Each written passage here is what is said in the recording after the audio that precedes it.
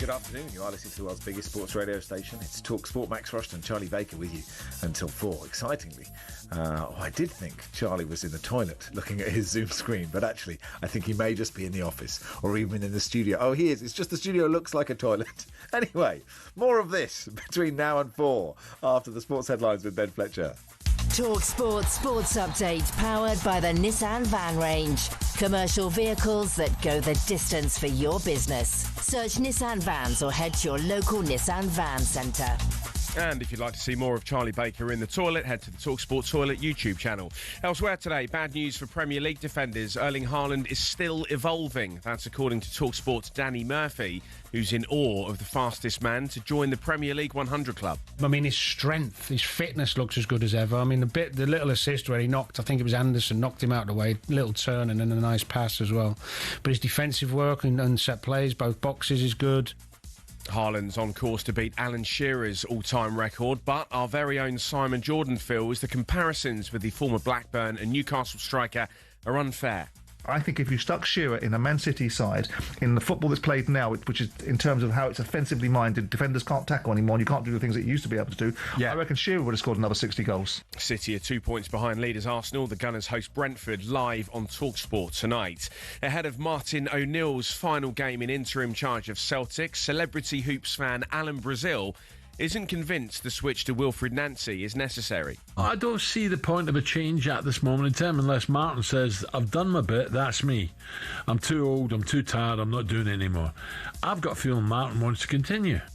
Next, we've had the draw for the 2027 Rugby World Cup. Scotland will again face Ireland, while England are in with Wales. Hosts Australia face the All Blacks in their group. And on the eve of the second Ashes Test, Ben Stokes says Robin Smith's passing has hit the squad hard. I didn't know him overly well, but I knew quite a lot of people who did know him very well. Played a lot of cricket with him, and the same thing kept on coming up pretty much, which was just he was an absolute belter of a bloke. The former England batter visited the team just a few days ago. And spare a thought for India, who can't make head nor tail of their run of luck. They've lost 20 ODI coin tosses in a row. Our statos suggest the odds of that are 1,048,576 to 1. There's more on the talkSPORT Cricket YouTube channel. talkSPORT News. The Health Secretary admits he's fed up as resident doctors prepare to strike before Christmas, and a 45-year-old's admitted abusing children at a nursery where he worked. There's more from the news team at past. talkSPORT weather with QuickFit. For a limited time only, get 20% off a set of 4 premium tyres in our Black Friday event. Book today at quickfit.com and drive away happy every time. Conditions apply. Sunshine and showers this afternoon, feeling colder than in recent days. Hello and welcome to talkSPORT Goals. We're taking you through what should be another busy day of football. Chance to win it! We don't need to do that, guys. I'm going to owe you an apology. How would you get to that conclusion? That's a weak mentality. Oh, get out of it.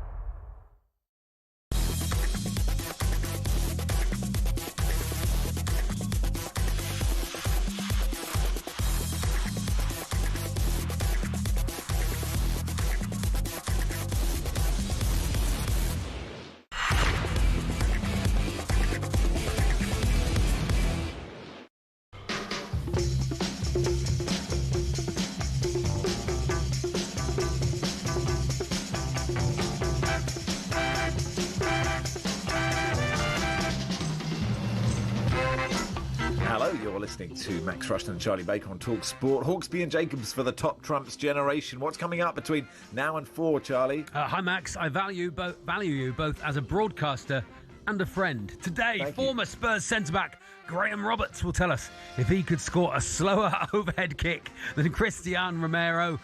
Lars Sivertsen is here to look back on yesterday's Premier League action and look ahead to this evening's games. A comedian and Manchester City fan, Colin Manford, can talk about his new UK tour and that ludicrous game at Craven Cottage last night. And Lorraine Kelly is coming on, frankly. Lorraine Kelly can talk about whatever she wants to talk about. She can. We'll do some Ashes, some Rugby World Cup and some darts. And we cross to New York City, where Andy Goldstein, Darren Bent and all of talkSPORT management have gone for the World Cup draw. All that plus things you found in your ear and the last person you put in a headlock. Good afternoon, everyone.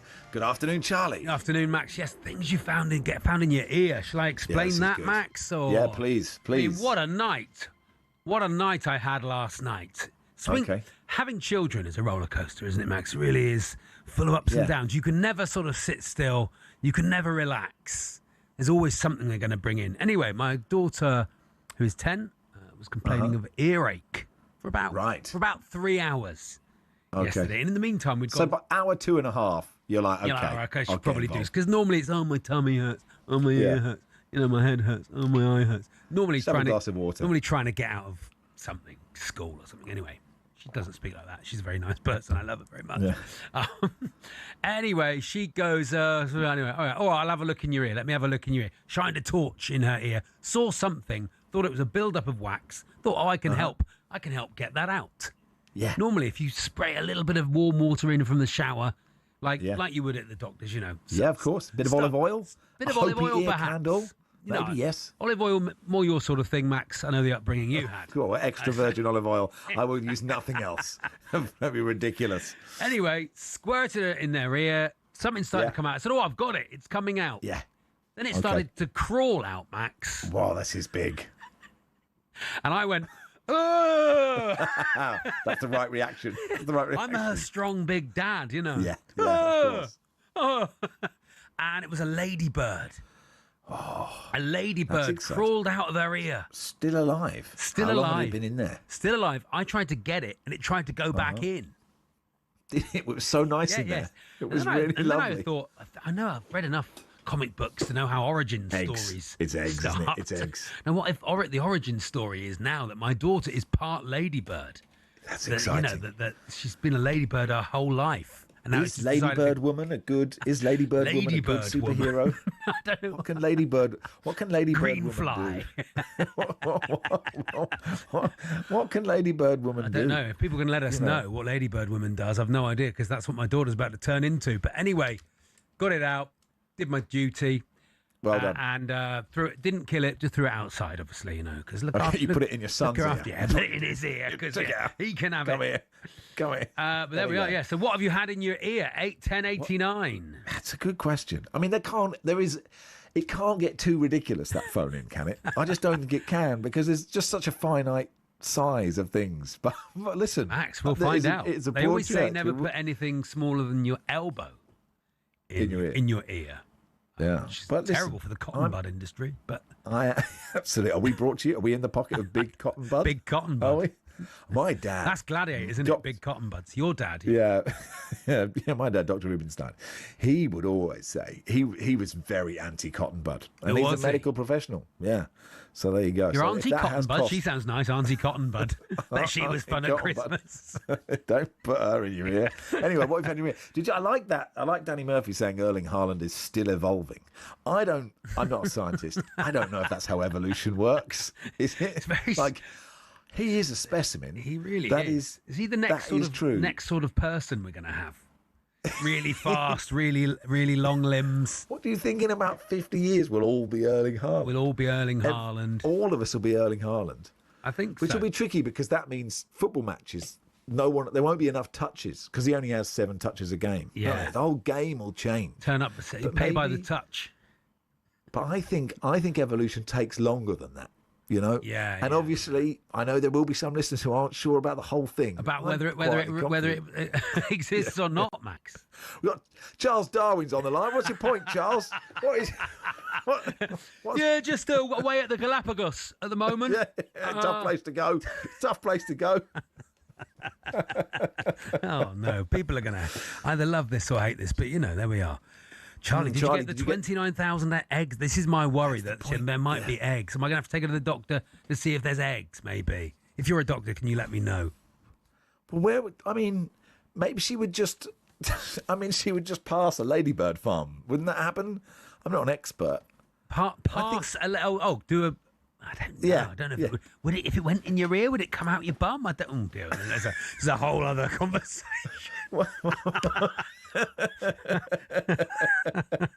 Oh no! I don't know. I don't know if it. Well, I'm not a medical professional. That's not hereditary. I didn't get that from my dad. So who knows? But if you could help. If you are a doctor, can you let me know what I need to do, please? What should you put in? Isn't it what kills a ladybird? Is it an earwig? That's what you should put in. Oh, well, you think it's like that sort of... It's like... Because that would fit, wouldn't it? Oh, so you're saying a small bird should go in her ear? No, a small bird should go in, peck away in her ear. Get the... Just a blue tit. Okay. Stick a blue tit in there. You're listening to talkSPORT. We are listening to talkSPORT. Yeah, lots of this. Lots of this rubbish. This is there's good stuff. There's a text here that says cockroach. I don't know if that's meant for our show or the one before. I've no idea.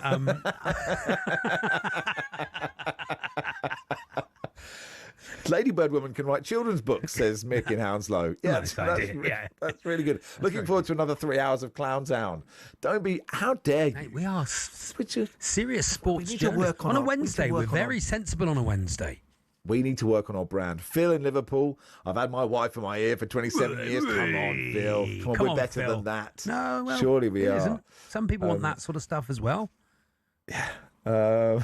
Anyway, about 10 years ago, my son had a sore ear on holiday. Complained the whole time. He was even starting to smell. We just thought he was whinging. Anyway, once we got home, we took him to the doctors. He pulled out a piece of old foam, which we realised was from a foam finger he'd bought back from the darts. That's it. He had a whole foam finger from the darts. Not the whole thing, just a bit of it. No, I don't think it was that. The whole thing is bigger than a 10-year-old, isn't it? So that doesn't work. That's true. So anyway, keep those coming, please. This is Rushden Baker on talkSPORT in partnership with Toolstation. Stay one step ahead. Whatever the job, next stop, Toolstation. Graham Roberts, Spurs legend, will join us in just a second, and we'll look back on that 2-2 draw at St James's Park.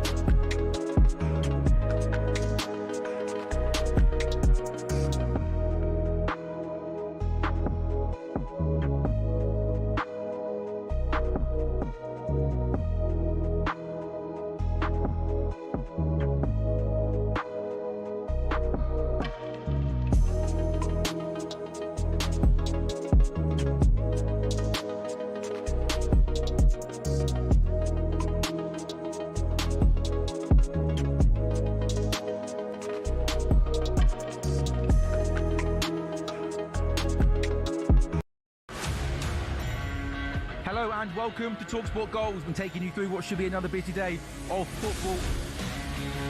Chance to win it! We don't need to do that, guys. I'm going to owe you an apology. How do get to that conclusion? That's a weak mentality. Oh, get out of it.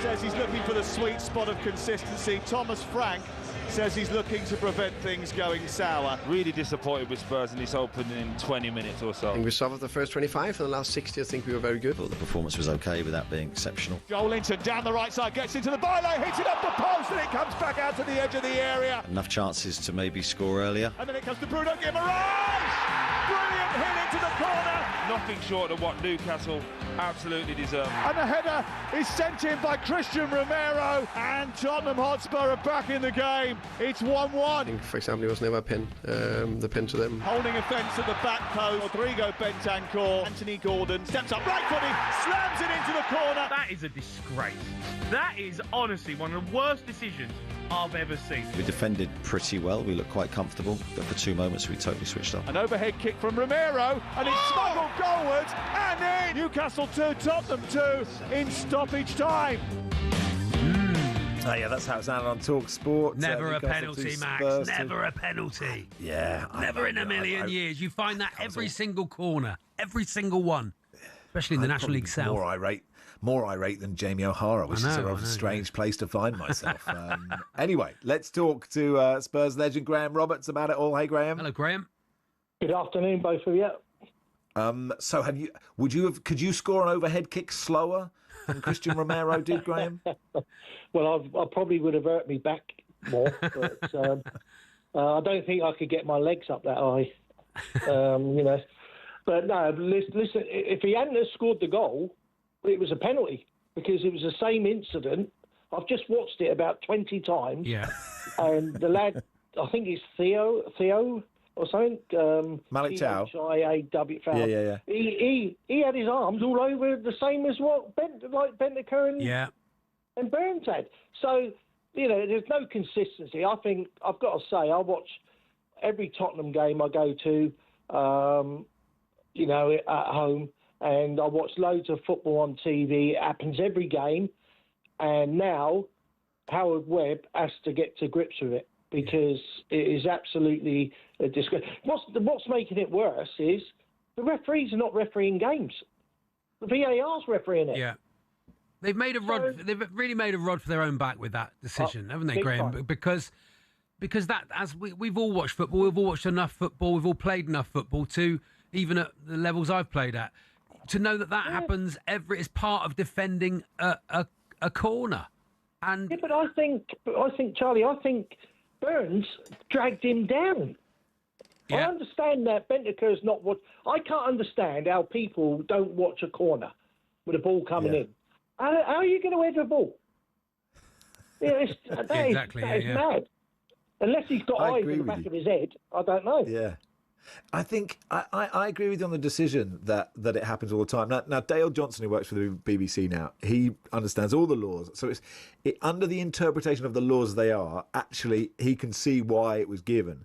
But the problem is less the referees and more the laws of the game, I think. But the trouble I have, Graham, is that it just skews it so in favour. It's a bit like the handball law. It's skewed so in favour of the attackers. Because if you're Dan Burn and you give away a free kick when you're attacking a corner, it doesn't matter. It's a free kick to Spurs. Who cares? So it just means attackers can sort of do what they like, and defenders, it's hard enough to defend anyway. It's like trying to defend with your arms behind your back. Yeah, but what's going to happen now? Matt, is that they're going to have 10 penalties a game. Yeah. Because now they've made a rod. Now, like Charlie said, now that they've got to every time somebody falls to the ground, VAR has to look at it and say it was a penalty.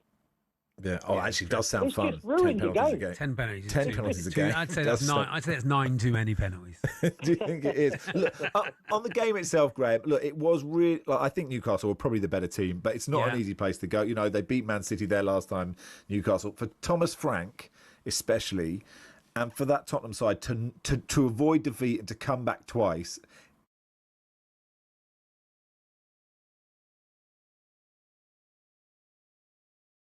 I'm still trying to work out how did he get on the end of Kudos's cross when he's a centre half. Yeah, yeah. Were you never there, Graham? Yeah. Well, yeah, but I never not when we're attacking. Usually you're saying, right, let's keep it tight at the back. And I looked round and I thought, well, where did he come from? You know, but it was a brilliant header. It was a brilliant header. Even if you watch it, Dan Burns goes, where did he come from? Yeah, I thought what was good for Spurs is that they showed some fight, Graham. It wasn't. They didn't let it go, did they? In the past, they may have just sort of gone. You may have not seen them come back, but they seem to keep fighting and keep going forward. Charlie, I've been to the last 3 years away from home at Newcastle, climbing 5 million steps. Yeah, it's a long way to get to the top. It's a long way that way, right? And then when you've had a heart condition, it's not good for you. Trust me. Yeah. And we got beat 5-6-5. So I decided I'm not going this time. Yes. Did you get your steps up in another way, Graham? Did you get your steps up somehow? Yeah. I started on the way down. You wouldn't believe it. I got in the bloody lift, didn't I? Going down. Only I could think of that one. Trust me.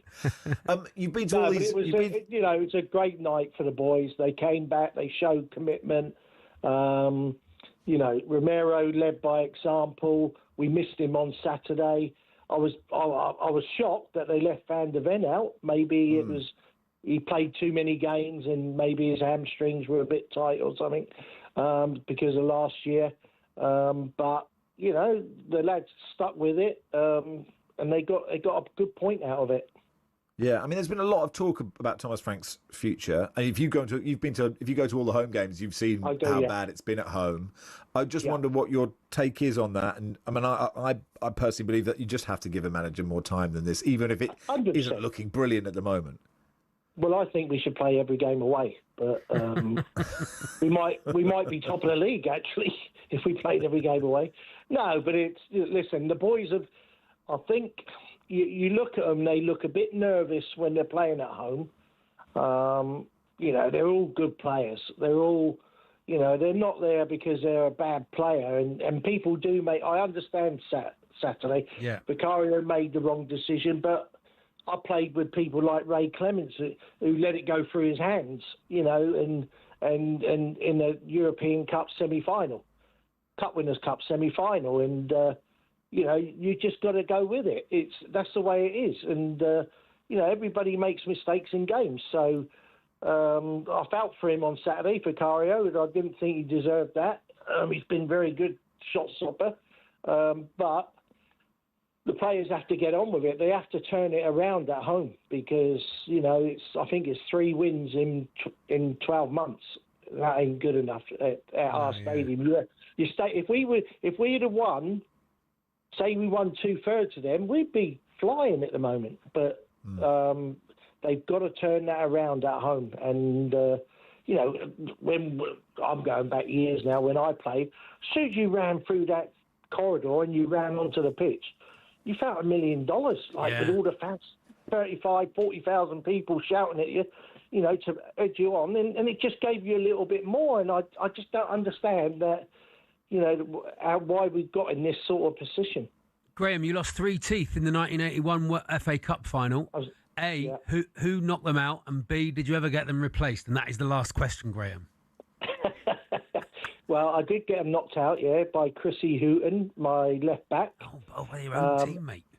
Yeah, he swung his foot and it went straight into my mouth. It's not like I didn't come off, Charlie. I played on. You played on. I know you played on. I went into the dressing room at half-time, and the doctor said to the manager, don't think he could go out. And while he was talking, I ran out onto the pitch. And it was a cup final. You don't get too many cup finals, Charlie, so you have to go out. And we got back into it and we drew. And yes, I've had my teeth done. I'm still waiting for Chrissy Houghton to pay for them. But I think I've got 2 chances there. No chance and no chance. So. Brilliant, Graham. But no, but it was a great day. It was a great day. It was, yeah. Hey, thanks for coming on, Graham. Appreciate your time.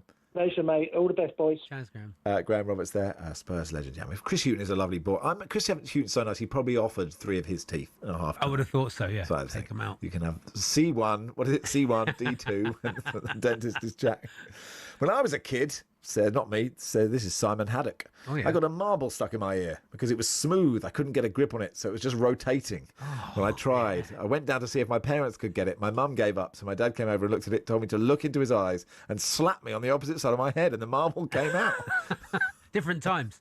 Different times. That was good parenting in those days. It is Max Rushden, Charlie Baker, with you until 4. Do you want some disappointing feedback, Charlie, or not? I don't mind. Up to you. Denzel. Denzel's been in touch. Not for him. Not for him. Hi, guys. It's a nice message. Hi, guys. My heart sank a bit when I heard you two pipe up at 1 instead of H&J. But I thought instead of turning straight off, I'd give you a chance. Straight off. That was our mistake, Charlie. 10 minutes of Ladybirds. 10 minutes of Ladybirds, Jack. 10 minutes of Ladybirds. We'd have got Denzel if we'd done 8 minutes of Ladybirds and got onto the football. Think I'm going to put on an H&J podcast and pretend it's live. Hey, look, it's all look, as long as you consume some sort of talkSPORT content, that or the YouTube cricket channel or talkSPORT boxing, whatever, or talkSPORT 2, we don't mind. It's Max and Charlie with you until 4. Lars Sivertsen joins us in just a second.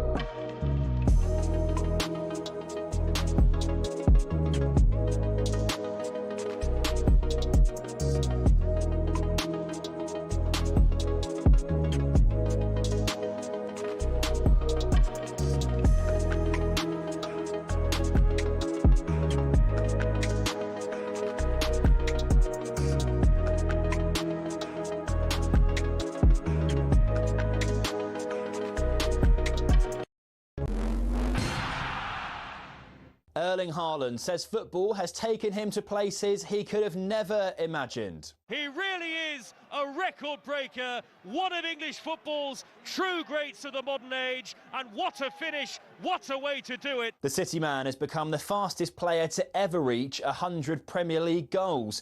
But questions remain over Pep's defence as his side almost let a 5-1 lead slip at Craven Cottage. It ended 5-4. And Martin Keown has told talkSPORT Fulham should have been braver. You've got to be given that platform by the manager, but when he opened the door to that, Marco Silva, you saw all this wonderful talent coming off the pitch, off the bench, and giving it all, and it was made for a cracking evening. Jack Grealish loves playing under David Moyes at Everton. His late strike means Bournemouth have now lost 4 in 5.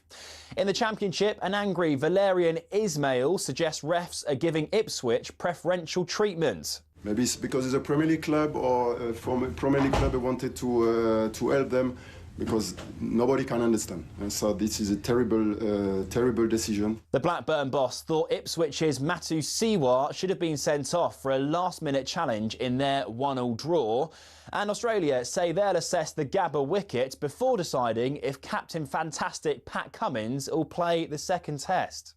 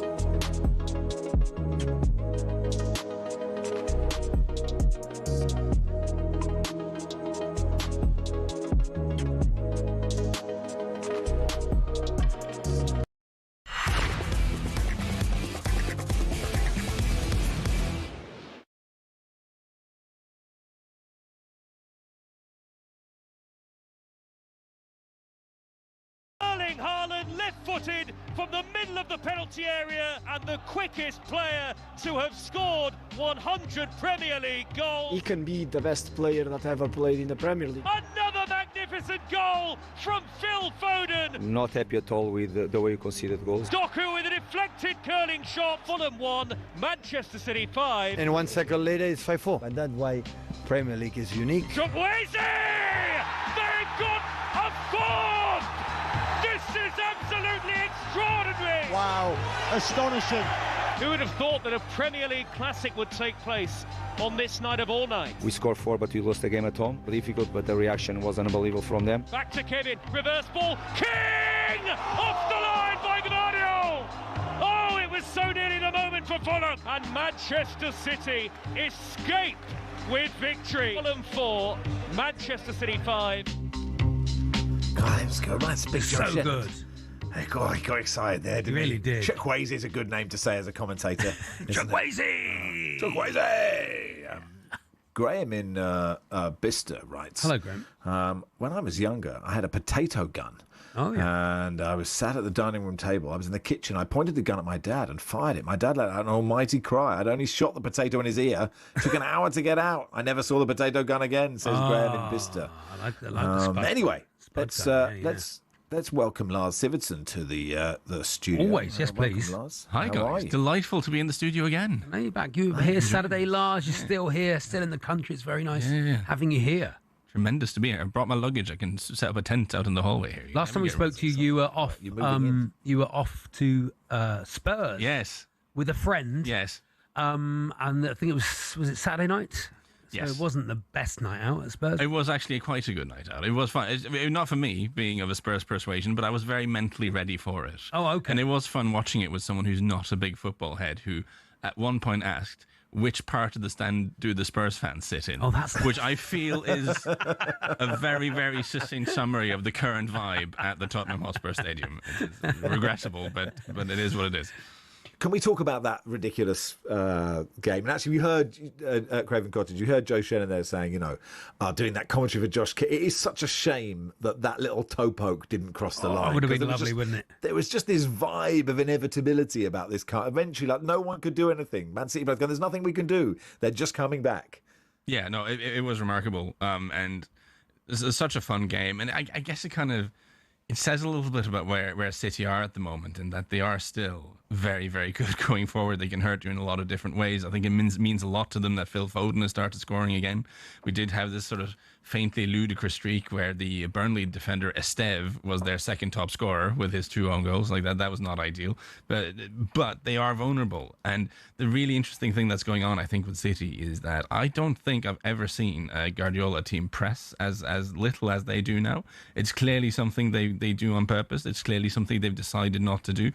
And if you think back to the first year Guardiola was here, when he was wrestling to kind of get City to play the way he wanted to, his assistant at the time, Dominique Torrent, has said that the big challenge in the first year was to teach the players that when we lose the ball, we run towards it and not away from it, because it's so ingrained in footballers. Right. When you lose the ball, you get back into shape, right? And everything Guardiola works on has been about this sort of, we're going to win it back immediately. We're not going to get back into shape.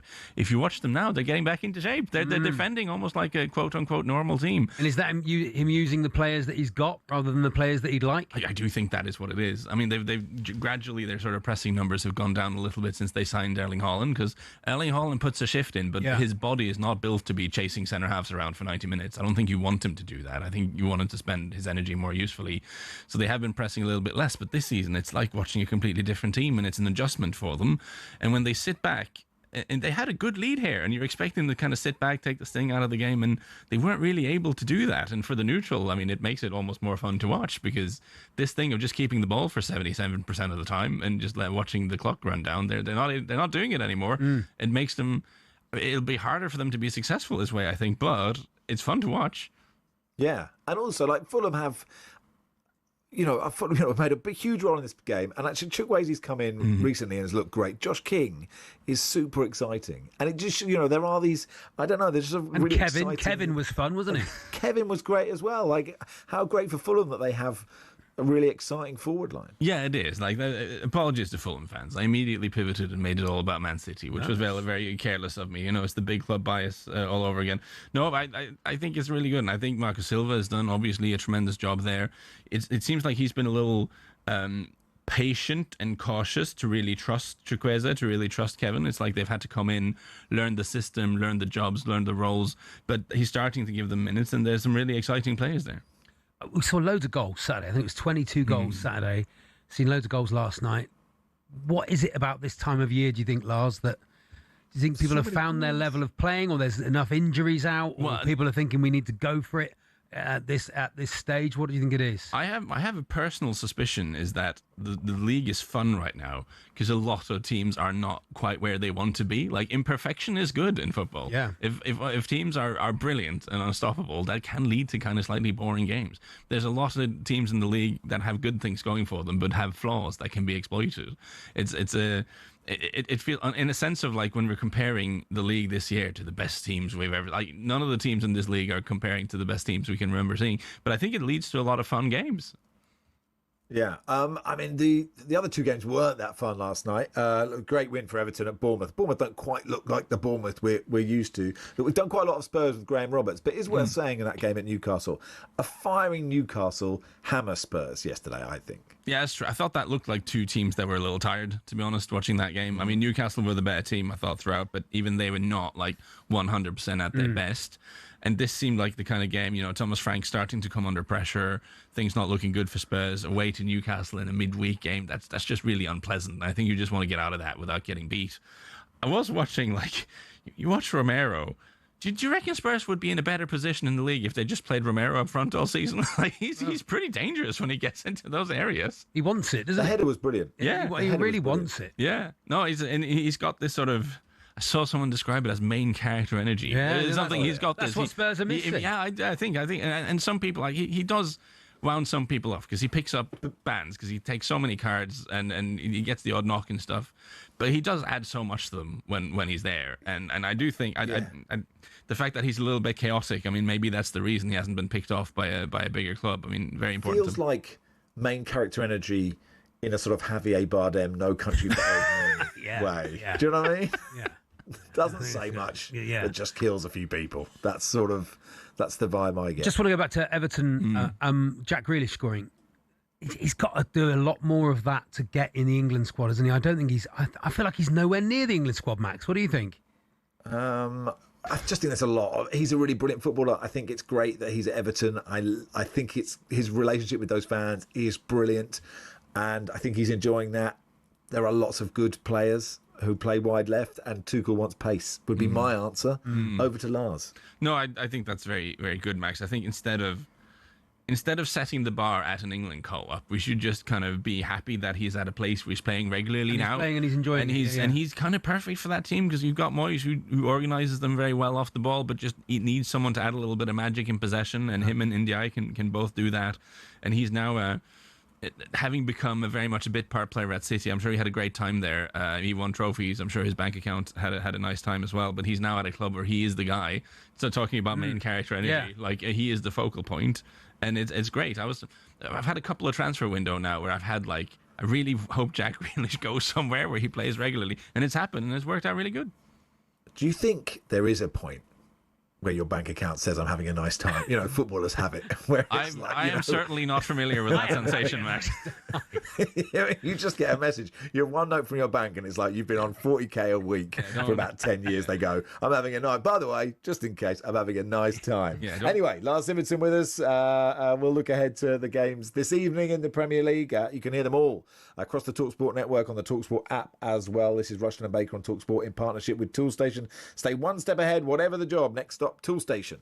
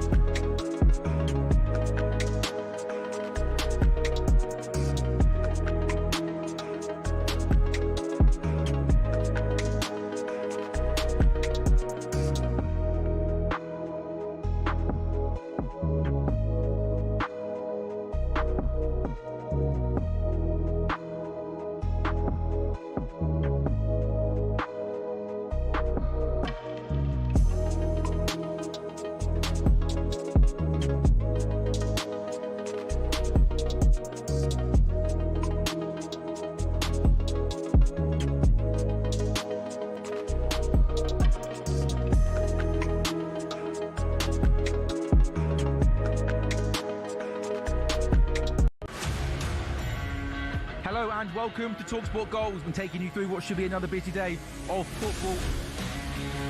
Chance to win it!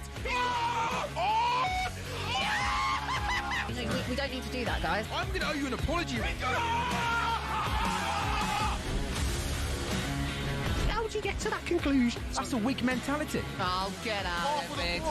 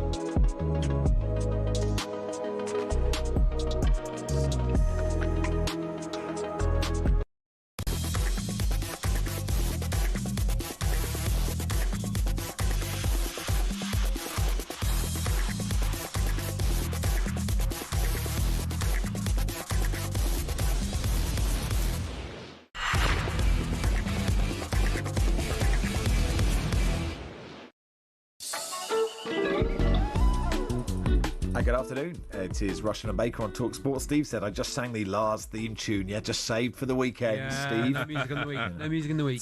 Sensible heads on during the week. Sensible. 6 games in the Premier League tonight. They're all on the talkSPORT network, on the talkSPORT 2, the talkSPORT app. Should we start at the Emirates, Lars? Leaders Arsenal, home to Brentford. Do you give Brentford a sniff here? They might get us. What is the definition of a sniff in football? I mean, you're just not a draw. Listen, English is not my first language. You know, some of these things are a little confusing to me. Like a sniff. It's a great question. Yeah. What is the definition of a sniff, Max? What are you saying? Sniff? I'm saying a 1-all. I would say a chance of getting something out of the game. They have a chance. I just think Arsenal are a funny one because you watch them. They're not one of these teams that you watch and think, oh my God, they're so good. How can anyone do against them? But they just get the job done very consistently. And I do think that draw at the weekend. Yes, they will have been disappointed given that Chelsea went down to 10 men early-ish. But the other perspective of that is Chelsea away is one of the hardest games of the calendar right now, I think. I mean, Chelsea and City looking like the number 2 and 3 in terms of how good they are. And they went into that with both of their starting centre-halves missing. You'll take a point from that, I think. They're just kind of chugging along, Arsenal. And it feels like one of the big differences between this year and last year is that these sort of games, they're not messing them up. These sort of quite winnable, solid games. Last season, the big problem was that there were too many draws in there, but now they just have a little bit of extra off the bench, a little bit of extra in the squad. You don't expect them to blow Brentford away, but a cagey 2-1 win or something like that. And Brentford beat Liverpool, didn't they? So, but that was Liverpool. A lot of people. At the start of a slump. So it's everyone. A lot of people have beaten Liverpool, except West Ham. But they've got some energy, haven't they? They've got some shape, Brentford. You sort of feel like you know what Keith Andrews is getting at. It's true, and I do think the way Brentford have kind of seamlessly moved on from Thomas Frank and Keith Andrews have just taken over I think it's a sign that things are just the work in the club is doing is good. They're still good at set pieces. They're still very well organised. They've just not really missed a beat, and they're maybe not the team everyone like. You don't. If you're not a fan, you don't go into the weekend being hyped to see what Brentford are up to. But just when you think about the stature of the club and the resources they have, the fact that they are this kind of rock solid Premier League team who you don't consider in any way to be a relegation candidate, I think is a testament to the club being incredibly well run. I mean, speak for yourself. Nothing hypes me more than how Brentford will get on any given day. But no, you're right. Keith Andrews done a brilliant job. Absolutely. You have a niche Aston Villa. I have a very niche Aston Villa stat. They go to the Amex tonight. So Aston Villa. So this is not the niche stat. This is just an observation. Aston Villa, I think they've won 11 and 13 in all competitions now, and this is one of my sort of hot takes that is not aging well. It's like I said early into this run that they're not actually very good, and they keep winning games, and I keep looking stupid. So I've been looking at this and thinking, what is it that? Because every time I watch them, I feel like they're not actually playing amazingly, but they just seem to find a way.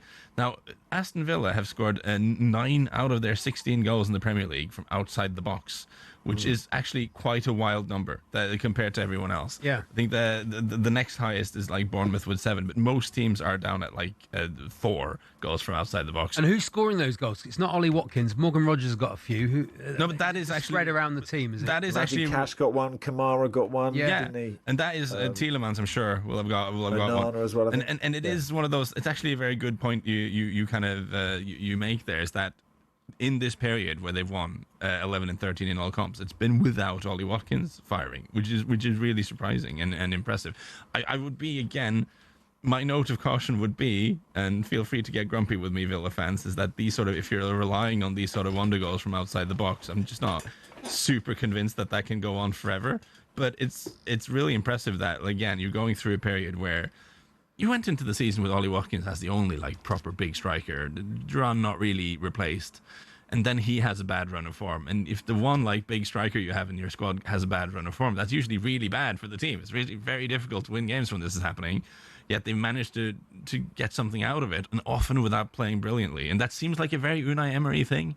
Almost every team he's been at have been teams that maybe not memorable for the style of play, or maybe not, but they're just quite good at getting wins out of complicated situations. That must be how they win. He's won so many European trophies. He does such a good job. It's quite remarkable. And I have to just, for regular listeners to the weekend show, which have listened to me be skeptical to the Villa so many times, I'm eating many crows there. I got that wrong. They seem to be doing so. I'm not entirely sure how it's working, but it is working.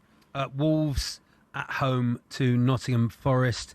Bit of a slip up Saturday for Forest. Was it Saturday or Sunday? Wolves on 2 points. Sean Dyche will be hoping for 3 points here. Yeah, I think so. The thing is, I don't think Wolves are actually the worst team in the country. I think they have been a little bit unfortunate to just have 2 points. But the season's only so long, and you can only be a little bit unfortunate for so long until just a gap. They need more than 2 points. Yeah, it's not. At some point, the points are going to have to come. And I guess we said it last season. Cunha was so integral to everything they did going forward. He was such he had main character energy. I mean, that's the word of the afternoon, isn't it? He had a lot of that, and it seemed like whenever you were watching Wolves, so much of what was good in attack came from him. And when he left, they haven't really replaced him, and they found goals. They seem to have lost their characters. All their characters of 11. It's just sort of generic now. Generic Wolves. Yeah. 7 goals in 13. Not great. That's not going to take you very far in the Premier League. Villa have scored more goals from outside the box than Wolves have scored at all. So I'm very too happy with the niche stat. But I think that is it's a bit of a hospital pass for Rob Edwards. I'm kind of assuming he made a deal with the club that he'll stay with them. He knew where they were and what he was doing. I think I'm assuming. You'd imagine. That's the trouble. There's no characters in Wolverhampton. There's no characters in Wolverhampton. That's all you're saying, Charlie. No, I'm just saying, gone. In the team, they've all gone. It's just a generic team, isn't it? Now it's like there's no one you go, look forward to watching him. No, play. That's true. No. Yeah, I suppose I'm trying to think of who I'm looking forward to watching in a Wolves shirt. Well, I look forward to watching Jürgen Slanlassen, but we share a passport, and that is probably the main reason why. Sure. You're the only one of us. We don't share a passport. You're the only one of us who can spell it. The way I put that seems like I don't think you're allowed to share a passport with someone. We have the same, it's issued from the same country, is what I should say. No, you are allowed if it's a big target man. Okay. Every person gets a target man to share a very passport. Very unusual. Nice. I didn't know that thing in the law. I share a passport with Devon White. Yeah, and everyone has a linked target man. If you looked at mine, Andy McFarlane is. There's Andy Booth in mine. In 1997. I didn't know that. Yeah, there you go. Nice to know. Who is your linked target man? 81089. Let us know. 2 8:15 kickoffs are both interesting. Leeds, Chelsea, and Liverpool, Sunderland. I don't know what you can go wherever you like with those. Really looking forward to watching Liverpool, Sunderland actually, because I'm curious. That was a good win for them at the weekend, and I'm curious, was that the team starting to figure something out, or was it just playing against West Ham? This is because West Ham haven't been that poor recently, and I just thought that was kind of a controlled, solid, no trouble away win, which is what you desperately need when you're on that kind of run. Get a little bit of confidence in. Interesting, obviously, that Mohamed Salah didn't start. That Vert started in the position he probably wants to play in. Is that Arne Slot realizing that we have to pick that direction now because Vert is probably the future of this club and Salah probably isn't. So what kind of lineup he comes out with and whether that works, I think that's a very interesting game. Yeah. Now, Andy Goldstein, Darren Bennett in New York for the World Cup draw. Good gig if you can get it. Obviously, you're watching with more interest, Lars, because Norway are in it. But it will be fat. I mean, aside from, Kevin Hart and Heidi Klum hosting it for some reason, which could be like a Mick Fleetwood, Sam Fox duo. Let's hope. Yeah. And, and the village people, will be, I mean, I presume they don't dress exactly how they did in the 80s, but you never know, performing. Actually, the draw itself, who Norway get, pot 4, you could get Curacao or Italy. It's going to be quite fun. Yeah, it will. And it's a weird position for me to be in because I feel like we're the team that nobody wants to get. Is it fair to say that no one wants to play Haaland in the group? out of pot 3, like digging out Norway from pot 3 is not. It's like there's a chance you get Italy out of pot 4, which is another thing you want. And England need a draw against Norway to go through. No, thank you. I mean, in terms of my professional life, I'd probably get a couple of gigs out of that, but yeah, it's probably not ideal, is it? Who do you want England to get, Charlie Baker? Easy teams. Easy teams. Until we win it. All the way through easy teams. Do you want to name someone and just really insult? Curacao. Yeah, you want Curacao. Easy. Take that. You got to pick one that has a small population so you don't insult too many listeners. Norway. Would take Norway any day of the week. Would you? Any day of the week. Okay. No, I don't think so. Just not in the last game of the group when we need a draw to go through. Actually, maybe in the last game of the group if we both win first, so we can just kind of chill out. And Scotland. Take Scotland. Do you want Scotland, yeah, really? I'd take Scotland, yeah. I think if I was England, I would not want Scotland at all because they'll be very up for it and they'll make it complicated. You said you wanted poor teams. I think we beat Scotland 95% of the time. Oh, that's something to clip out, isn't it? That's the bit they clip out. Put that clip before they play. Yes, sir. They won't if you say it. They won't if you say. And now they'll clip that out. You've ruined that for us now. We were about to go viral. Charlie Baker, you said you wanted go viral. We were about to get this. Who's this muppet? You wanted easy opponents. So from pot 3, you can have Panama.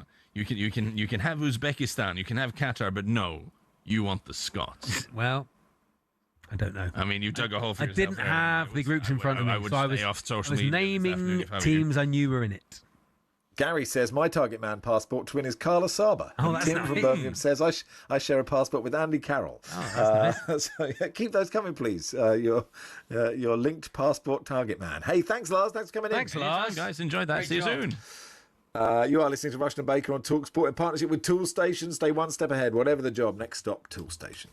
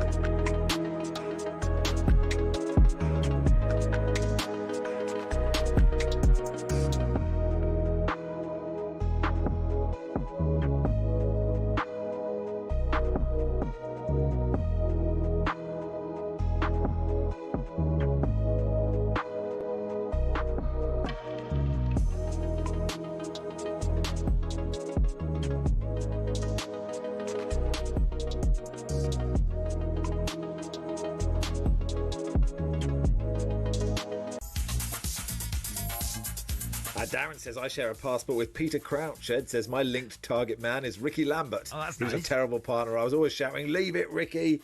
I share a passport with Jamal Matt from the mighty Walsall FC, says Neil. Martin, the Liverpool fan, says, my passport target man is Divock Origi. Absolutely lovely news. Loving it.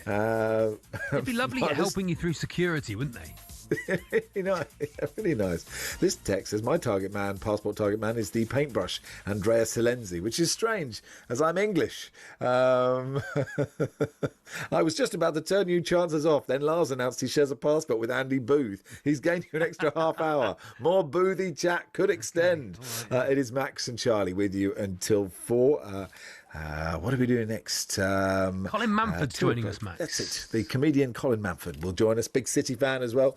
So we'll do a bit of his tour, bit of City as well. Before that, just gone 2. Here's Ben Fletcher with the sport.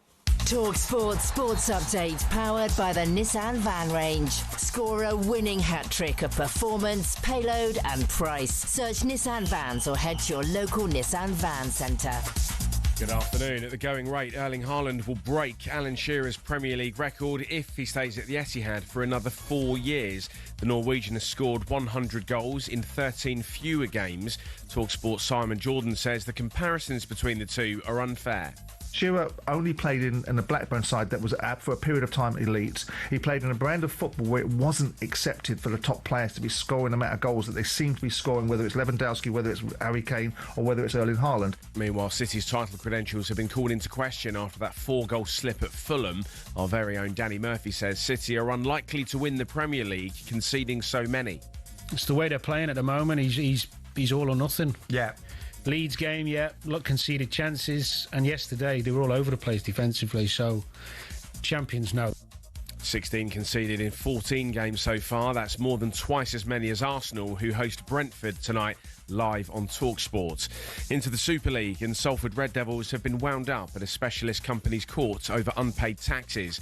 Supporters of the 152-year-old club are planning to resurrect the Red Devils as a phoenix side. The draw for 2027's Rugby Union World Cup has pitted Scotland against Ireland once again, with Portugal and Uruguay completing their group. England are in with Wales, Tonga and Zimbabwe. And ahead of the second Ashes test tomorrow, the Aussies are being coy over whether captain Pat Cummins is fit enough to start. Former England coach Paul Farbrace has told talkSPORT it's going to be as topsy-turvy a test as we've seen. During the hours of daylight, it will swing normally up in Brisbane at the Gabba. It'll be a hard, fast pitch, and it will always swing. And Stark will get the ball to swing because of the humidity up there. Then the lights come on at night, and my goodness, it'll swing 3-4 times even more. You can hear more build-up to the Gabba test on the talkSPORT Following On podcast. talkSPORT News. An independent review finds government failings in the case of Harry Dunn, who was killed by an American diplomat, and a nursery worker admits sexually assaulting children in his care. There's more with the news team at past. talkSPORT weather with QuickFit. Visit quickfit.com for huge savings on tyres, servicing, batteries, wipers and more in our Black Friday event. And drive away happy every time. Conditions apply. Feeling colder across the board than in recent days. A mix of sunshine and showers throughout the afternoon.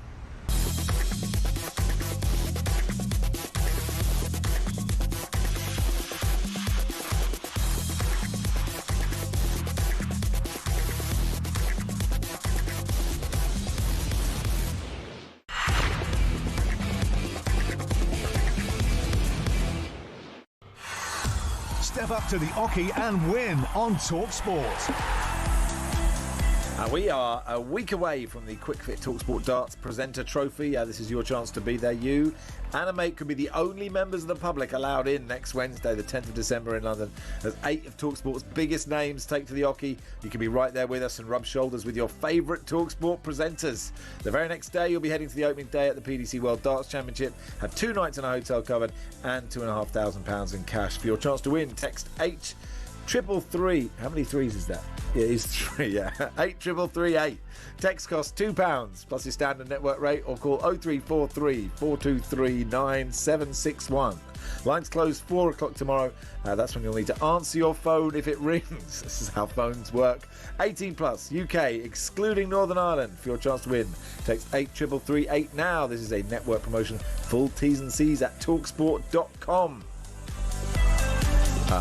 Martin's been in touch to say I share a passport with 80s striker Billy Whitehurst. Okay. I'm too scared to ask him if I can use it. I don't know who that is. I'm going to Google him. I don't know who that is. He's notorious. Billy Whitehurst, notorious. Right. And he says, I have dual nationality, so I share a UK passport with Lee Bradbury. I also share Portuguese ID card with Nuno Gomes.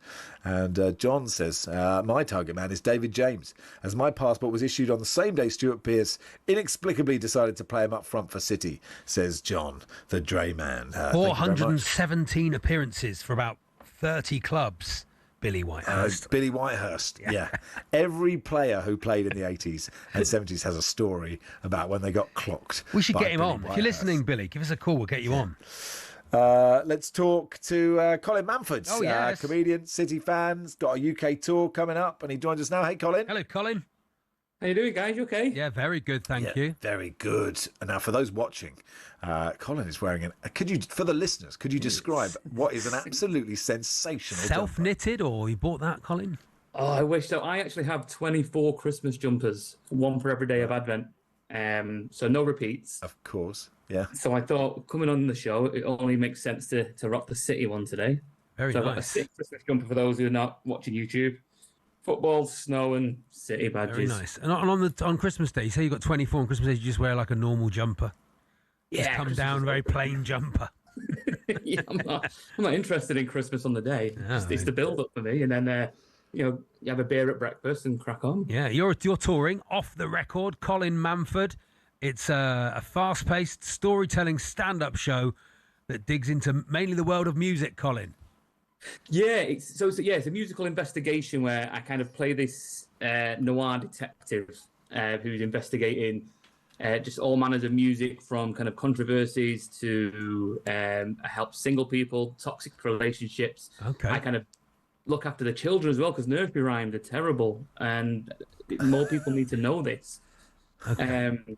It's awful what we sing to our children. And then there's, I look at why one-hit wonders are actually one-hit wonders as well. Okay. And no one's really looking into this. And it's all very serious. What's your favourite one-hit wonder, Colin? Mambo number 5. Oh, wow. What a record. Straight out the back. I like that. Lou Bega. Everyone probably goes Chesney, don't they, straight away? It's just the first where your mind goes, but I'm glad you went Lou Bega. Look, it sounds like you're doing an important job that for some reason no one has thought of doing before. Exactly. And you know what? I was just talking to my partner before I came on air. Where the idea came from, just so random. I was driving on my own and I was listening to Stevie Wonder, I Just Called. And there's just a part in it where it genuinely sounds like he says, use Tinder on an August night. And I thought, how funny is that? Yeah. Stevie Wonder telling us when to use an app based on looks. And then 2 years later, I've got a 65, 66-minute show about music. So it's funny how it works. Very nice. So what's your... if we look at City, did you watch that game last night? They must have been thinking... How is this happening? This isn't us at all. We're 5-1 up. What's happened here? Yeah, do you know what? For me, I turned 40 this year, so my childhood was City being rubbish and relegated, and I grew up in that environment. So that kind of typical City is always there. Yeah. Even though we're now this juggernaut and we've won everything, and these last 2 games, last night, I swear Kevin Keegan was back in charge. I just felt this Kevin Keegan aura about Pep last night. And even I couldn't believe, at one point, I texted my dad just saying, we're going to need a 6th there to secure this. Yeah. Do you feel like Pep's winding down, Colin, at all? I feel like he's sort of finding a way to leave. Oh, I don't know. There's times where, as a fan, in a normal situation, you're going, yeah, maybe it's time he goes. But then you think, 10 years with us, and he's never done that. And I think he wants to get as close to Fergie as possible. So I think he's going to stay and he's going to work out this issue at the back, because we ain't got a problem scoring. But the defence is so shaky. Last night, the fact that Fulham score 4 at home and don't win is crazy, isn't it? Yeah. I agree with you. I think, because obviously he's just so addicted to football, right? And we all like it, but it's sort of too intense. When he finishes, he's going to get the flu, because he's just going to, his body will just start, oh, what have you done? Yeah. But as someone who grew up sort of before this time, Which do you prefer? Because expectation ruins football for me. Like when you actually think, oh, we're going to win every game.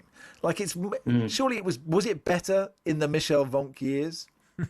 Like, Michel Vonk, I'm glad you said him. So when I was a kid, that was the first name I had on the back of the shirt. And that's because back then you had to pay per letter, and my mum and dad wouldn't let me have like Kabalashvili. Not even a Rosler. 4 letters in. Vonk. Michel Vonk, and he's the famous one, wasn't he? Because Peter Reid said he's not called Michel, he's called Michael.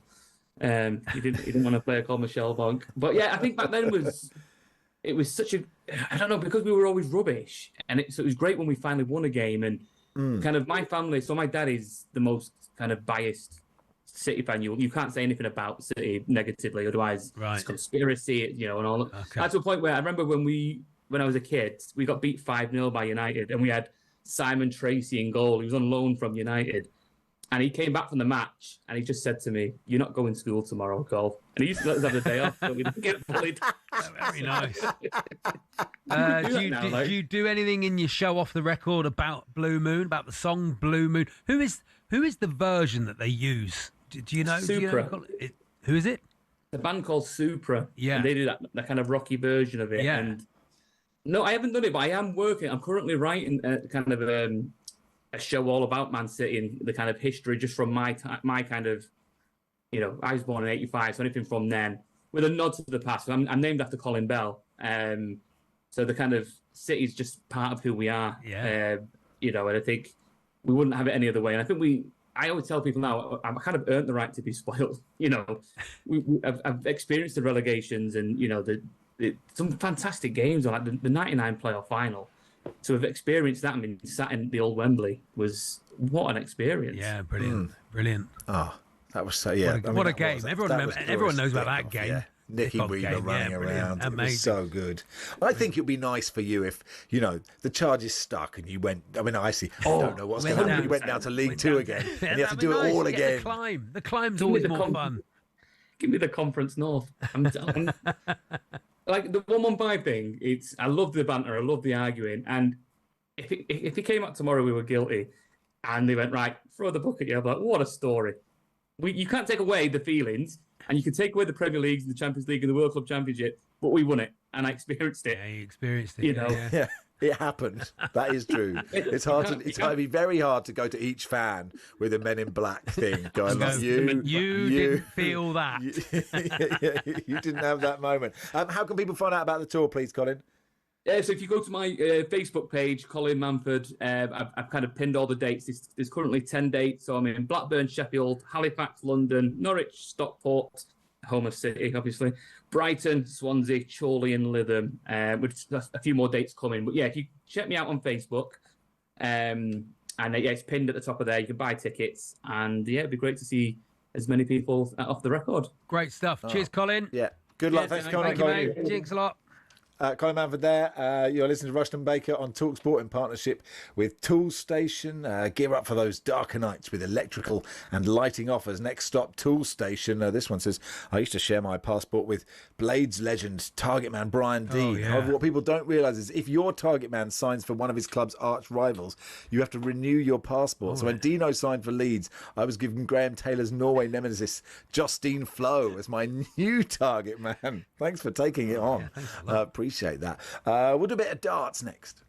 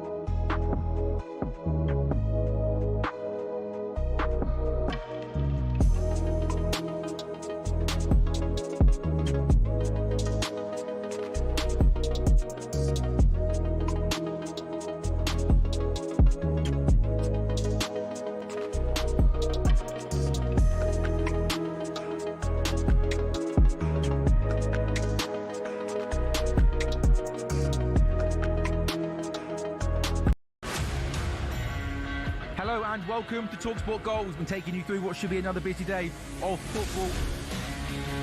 Chance to win it! We don't need to do that, guys. I'm going to owe you an apology. How would you get to that conclusion? That's a weak mentality. Oh, get out of it.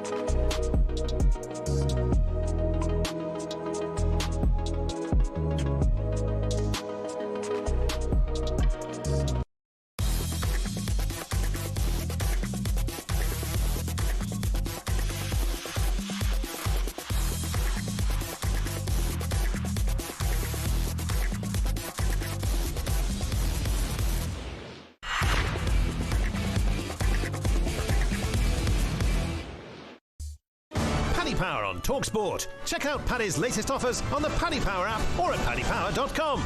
18 plus. BeGambleAware.org. Good afternoon. You're listening to Max Rush and Charlie Baker on talkSPORT. Between now and 4, Paddy Power has launched the even bigger 180 campaign to raise money for Prostate Cancer UK at this year's World Darts Championships. The campaign includes Darts of Destiny, giving one lucky person the chance to win £180,000 on stage at Ali Pali if they can score at least 180 from 9 darts. You can enter at dartsofdestiny.com and donate to Prostate Cancer UK on the Just Giving page. The even bigger 180 campaign will once again see Paddy Power donate £1,000 for every 180 hit at this year's World Darts Championship, as well as the return of the 180,000 9-dart bonus share between the charity, the player and a member of the crowd. One man who'll be playing at the PDC World Championships is the first Kiwi to get a PDC Tour card, and he qualified for World Championships at the Last Chance qualifier last week. Hapai Puera joined us in the studio. Hapai, thanks so much for coming in. Hi, Max. Thanks for having me. Yeah, how was that? Congratulations. How was that last qualifier? Yeah. So my tour card's coming to an end, so I feel like it was a win-win. If I got one of the spots, I get to stay here for a few more weeks, and if I didn't, I got to go home. So I feel like I could play, freely because there wasn't too much pressure. Yeah. Okay, so that's a good way to look at good way to look at it, because in my mind it'd be like, this is everything, I have to qualify, this is everything. But you're sort of like, actually, I wouldn't mind just I can go, because you're a scratch guy. I could go and be a golfer, a roof. I could go and be a roofer as well. So where are your emotions at? You need to keep your card. You need to get to the quarterfinals. Is that right? Yeah, that's right. I'm over here by myself. I rent a room in London. Wife and kids are at home. The dream was to come over here, give it a crack, obviously do a bit better than I have, and bring the family with me. It didn't quite happen, but I'm still in. A few wins at Ali Pali, then it potentially can be here for forever. I'll give it 100%, and we'll see what happens. How did your darts journey start? When did you first pick up the arrows, and when did you realise you were good at it? I feel like darts is fairly big in New Zealand in the garage. So majority of houses has a garage on it, and it's not necessarily used for cars. We have pool tables, table tennis and darts. So I've been throwing darts since I was as young as I can remember, but I didn't start playing socially until I was 30, in my 30s. Right. Wow. Yeah. And you're a scratch golfer as well, so you've just got this natural sporting ability, right? We're lucky in New Zealand. Like, sports doesn't cost too much. We have, I think as a junior it was $100 for like a year's membership of golf. So I lived 10 minutes away from a golf course. I grew up with people or family members that had golf clubs. So it's just, you have a lot of opportunity to play different sports, and potentially I was good at a lot of it. And it hurts less than rugby, I think, darts. Am I right? Yeah, I did play rugby, but I was too small and I was too slow, and darts and golf is a little bit better. It's like a hybrid. Do you think a hybrid, Max? People tackling while you're playing darts? Is that? You think rugby darts? I rugby think golf darts. Rugby darts.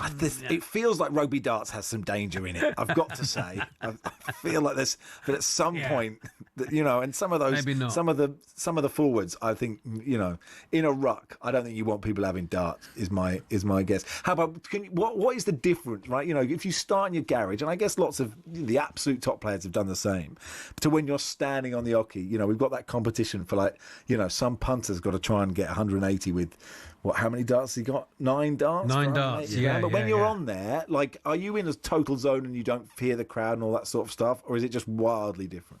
Yeah, the first time I was on TV, it was very daunting. I was shaking the whole time, but I've been up there a lot now, and it's just noise. It's not easy when they start booing you or riding the doubles, but potentially, it's just background noise now. Yeah. So you're playing Neil Zonneveld in the first round. That's been your draw. Yeah. Quite a tough opening draw. He's a Dutchman. Yeah, no easy games. I mean, it could have been more difficult. I could have got Littler or even worse, Bo Greaves. Yeah, but that'd be more fun, wouldn't it? It'd be more fun to play Luke Litter first round. Nothing to lose. Not over here. Not over here. No, a few more games in there, maybe. Yeah, sure. What sort of sacrifices have you had to make to get to this point? Just family time. So I do 3 months here and 6 weeks back at home, and just come back and forth and just commute, pretty much. Sure. So what are your just kids? Time away from family. How old are the kids? Our oldest is 17. She's going to go off. She's moving out next year. She's already told us. Right, okay. She's going to get a job and do adult things. Doesn't take the darts up? Not going to take the darts up? Nah, she doesn't want a part of any of the sports that we play. My wife plays golf as well, so they don't like golf. They're like that. They don't like anything you like until about 5 years' time. Then they'll like everything that you like. And then we got a 10 and 11-year-old as well. Okay. Right. Because I've got a 3.5-year-old and a 6-month-old and 10-month-old, and I was thinking, actually, 6 weeks on, 3 months off sounds absolutely amazing. Sounds like you've lucked out. What, to go and play darts? Hang on a minute. Something's gone wrong here. The Paddy Power Darts of Destiny is to raise money for prostate cancer UK. That's at this year's World Darts Championship. I know you have a family history of, if you don't mind talking about it, of prostate cancer. So has affected you. It's a great cause to be behind. When Dave rang me yesterday to see if I could participate, and as soon as he said it was to help with the charity, I do have family that have had prostate cancer and passed away, so it does mean a lot to be a part of this. Yeah, of course, and it raises awareness of that for everybody. Yeah, absolutely right. To the tournament itself, if you don't win, and I'm now fully I'm on the train. What's your nickname? 100%. What's your nickname? Do you have a nickname? Yeah, Hopes. Hopes. Oh yeah. Hopes. And walkout music. It's a Kiwi song. Oh, what is it called? See if we can find it. What's it called? State Highway 35. Highway 35. If we can try and find that. Hopes. Come on, Hopes. Yeah, we live in hopes. I don't know if that works. Yeah. It's the hopes that kill you. It's the hopes that kill you. Yeah. Who else do you think? Is it Littler's to lose? Who do you think's going to win it? Yeah, I guess so. He's in form. He's winning everything. He's generational talent. Haven't seen anything like that before, so I'd like to think so. We've seen a lot of younger players come through. Do you think there's a reason for that? Just become more visible on television, so you see a, if you definitely can do it. It's his fault. Yeah, all the young kids coming through. Definitely all his fault. So the middle-aged sort of players going, oh, we've probably got 5 more years at this, and then that's it. Pretty much. There's a young guy that's playing Lakeside at the moment. 15 years old. He's breaking Littler's records. So it's because they haven't got on the pints yet. That's what it is. They're all sober. Exactly. Yeah. Might be onto something. Exactly. Well, listen. Good luck. I think we found your walk-on music, so we'll play out with that. But thank you, Hapai. Good luck. Thanks, Rex. Cheers, Good stuff. Hapai Puera there. Hopes for life. If you've not donated, now is the time. Donate to Prostate Cancer UK on dartofdestiny.com. Head to your local Paddy Power store to collect a free dartboard while stocks last. Hopefully, this is the right tune. We have occasionally played the wrong one, but I'm very much hoping this is the right one. This is First place to see the sun. The tide of pity is always on. Best be ready for the time of your life. Cruising down the highway 30. Paddy Power on talkSPORT. Check out Paddy's latest offers on the Paddy Power app or at paddypower.com. 18 plus. BeGambleAware.org.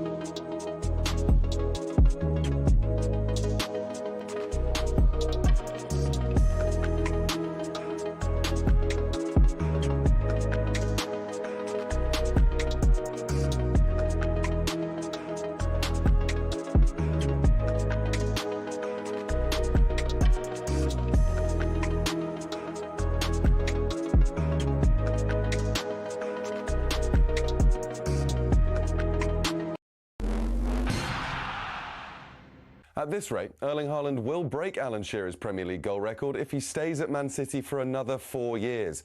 Haaland scored 113 fewer games, but Simon Jordan thinks comparisons are unfair. Shearer only played in a Blackburn side that was for a period of time elite. He played in a brand of football where it wasn't accepted for the top players to be scoring the amount of goals that they seem to be scoring, whether it's Lewandowski, whether it's Harry Kane. Meanwhile, after Man City almost let a 4-goal lead slip at Fulham, Danny Murphy says Guardiola's side are unlikely to win the league, conceding so many.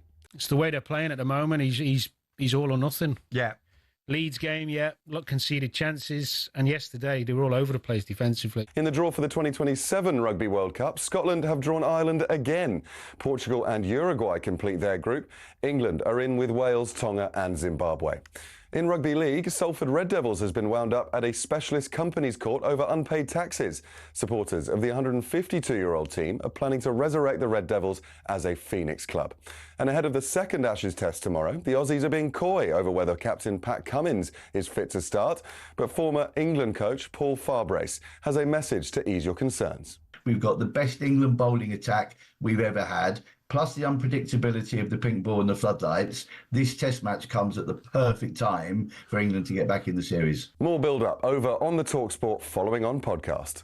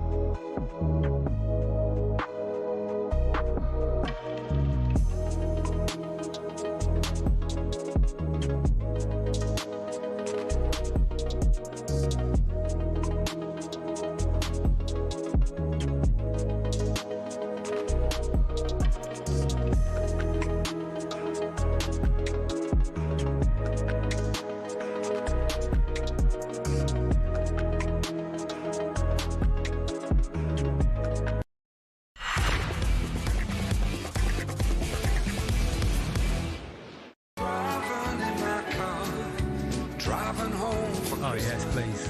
Yes, please. My favourite one. Are we playing the whole thing, Charlie? That's my favourite one. Is it? I used to try and do an impression of Cilla Black singing this. Would you like to hear it? Driving home for Christmas. I just can't wait to see their faces. Top to toe and tailbacks, yeah. And did you do this performing or just at home? What was It got into my head, and I just used to walk around going, top to toe and tailbacks. I got red lights all around. Anyway, I apologise. Lorraine Kelly and Rosie yeah, I'm pleased they heard that. Yeah, I'm really pleased they heard that. Yeah, I'm thrilled about that. talkSPORT is this? We wanted to do some Dundee United stuff. Anyway, Lorraine, Rosie, welcome to Hello, Lorraine. talkSPORT. Hello, Rosie. Hi. Hello. Thanks so much for coming on. Yes. Why did you want to talk to us? Because, well, we do like. Why did you want to talk to us?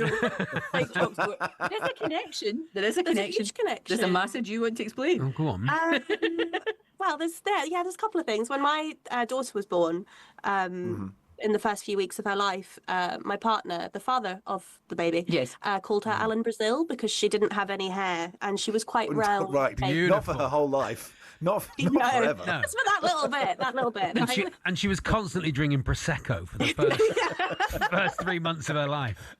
Yeah, do you breastfeed or bottle feed? Actually, we just went straight to champagne. That's what we did. Oh, straight to booze. Oh, geez. And to be fair, for a brief moment in time, they could have been twins. Well, we were doing all our Christmas decorations just now, and I do have a card last year of her face and a bauble, and it said "Merry Christmas" from Alan Brazil. Oh wow, this is unbelievable! This is the best link. Lovely.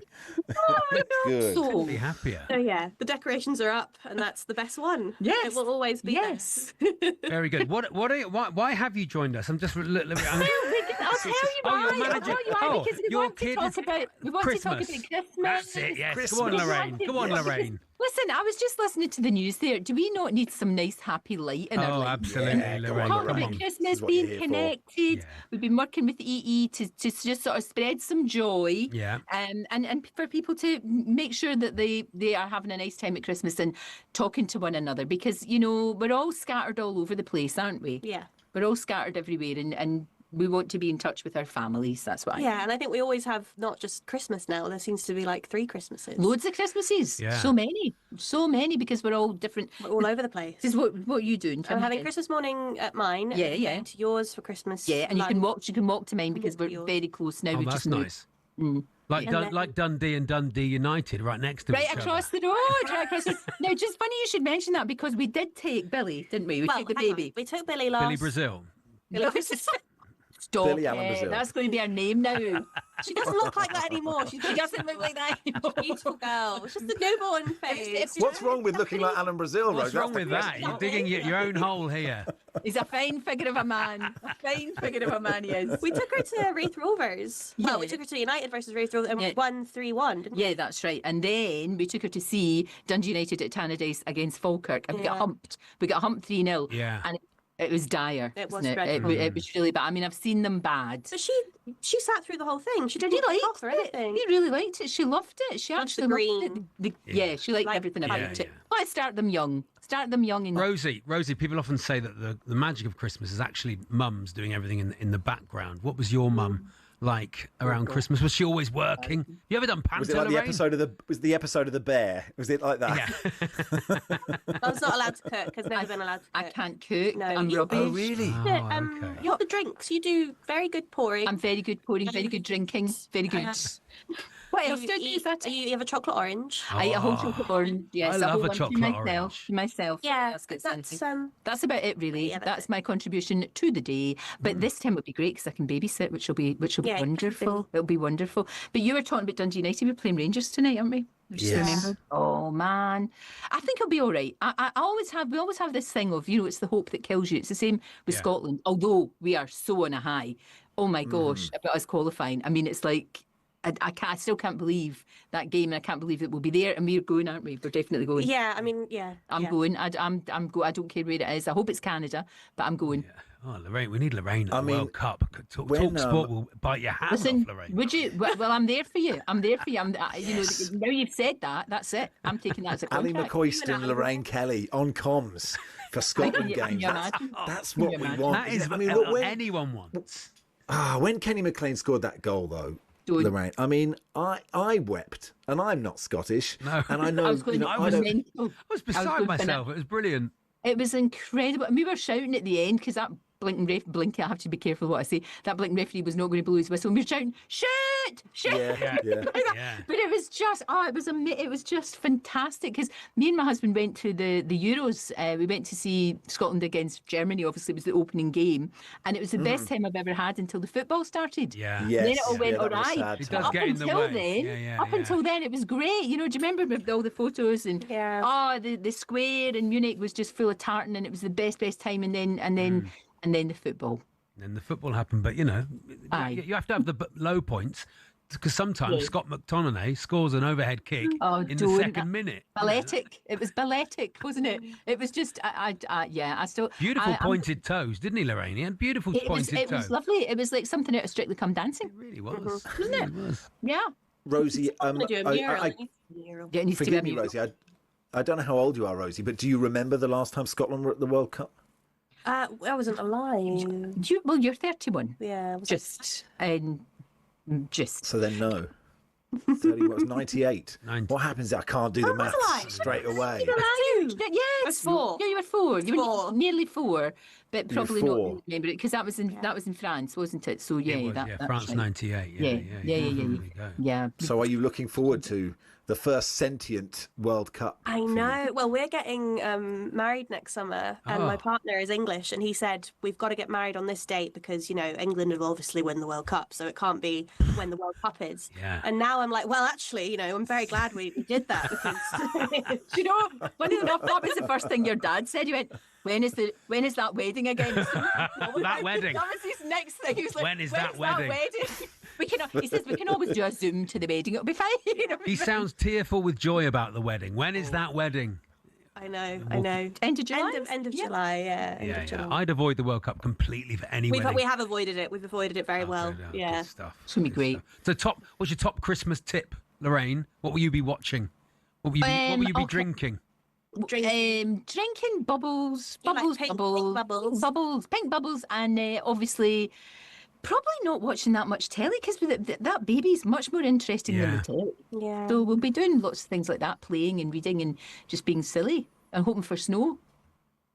Do you, Rosie? Does Lorraine do good? Is she a good grandmother? Like, can you just she do a certain day a week? She got on Tuesdays. That's what you want. Anytime. Yeah, very, very good. Your Icode's very good that you can just have Billy, and she loves you as well. She says Nana now. Says Nana. Oh, that's good.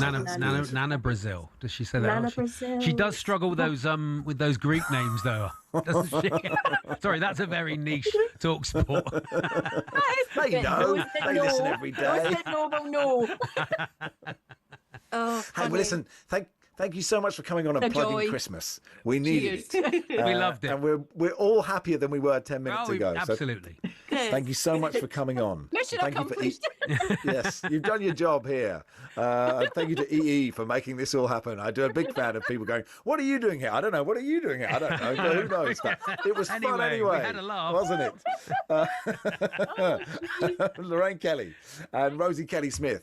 And we didn't hear from young Billy Alan Brazil, but maybe next time. Thank you so much for coming on.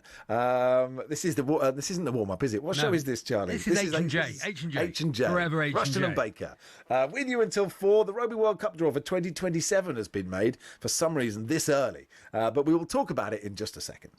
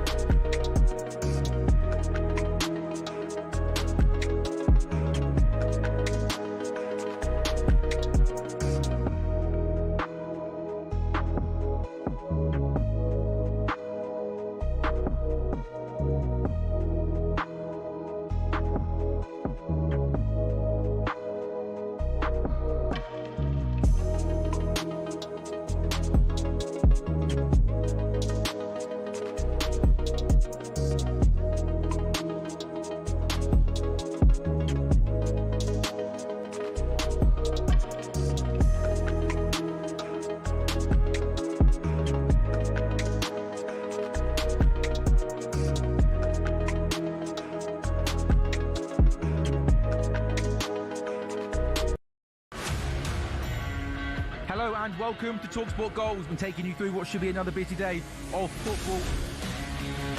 Chance to win it! We don't need to do that, guys. I'm going to owe you an apology.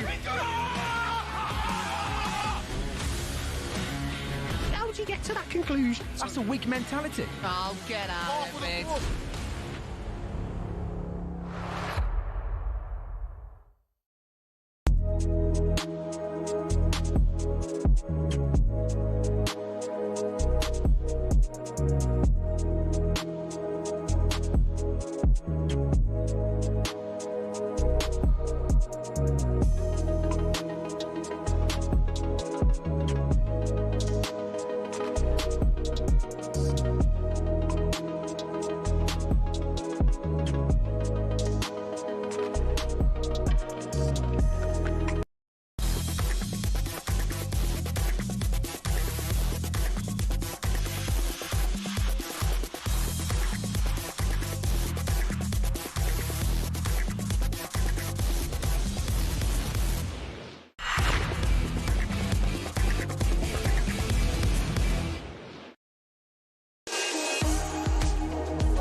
Steve says, what an absolute delight. Let's have those two lovely ladies on. Brightened up the show, totally, says Steve. If there weren't a million people screaming yes at the wireless after the question, is Lorraine Kelly a good grandmother? Oh, yes. I give up on humanity, says Martin. Lorraine and her daughter, lovely chat. It felt like the off-air bit made to the radio. Whatever book show was being discussed during the advert. I think it was just Christmas itself and connecting at Christmas.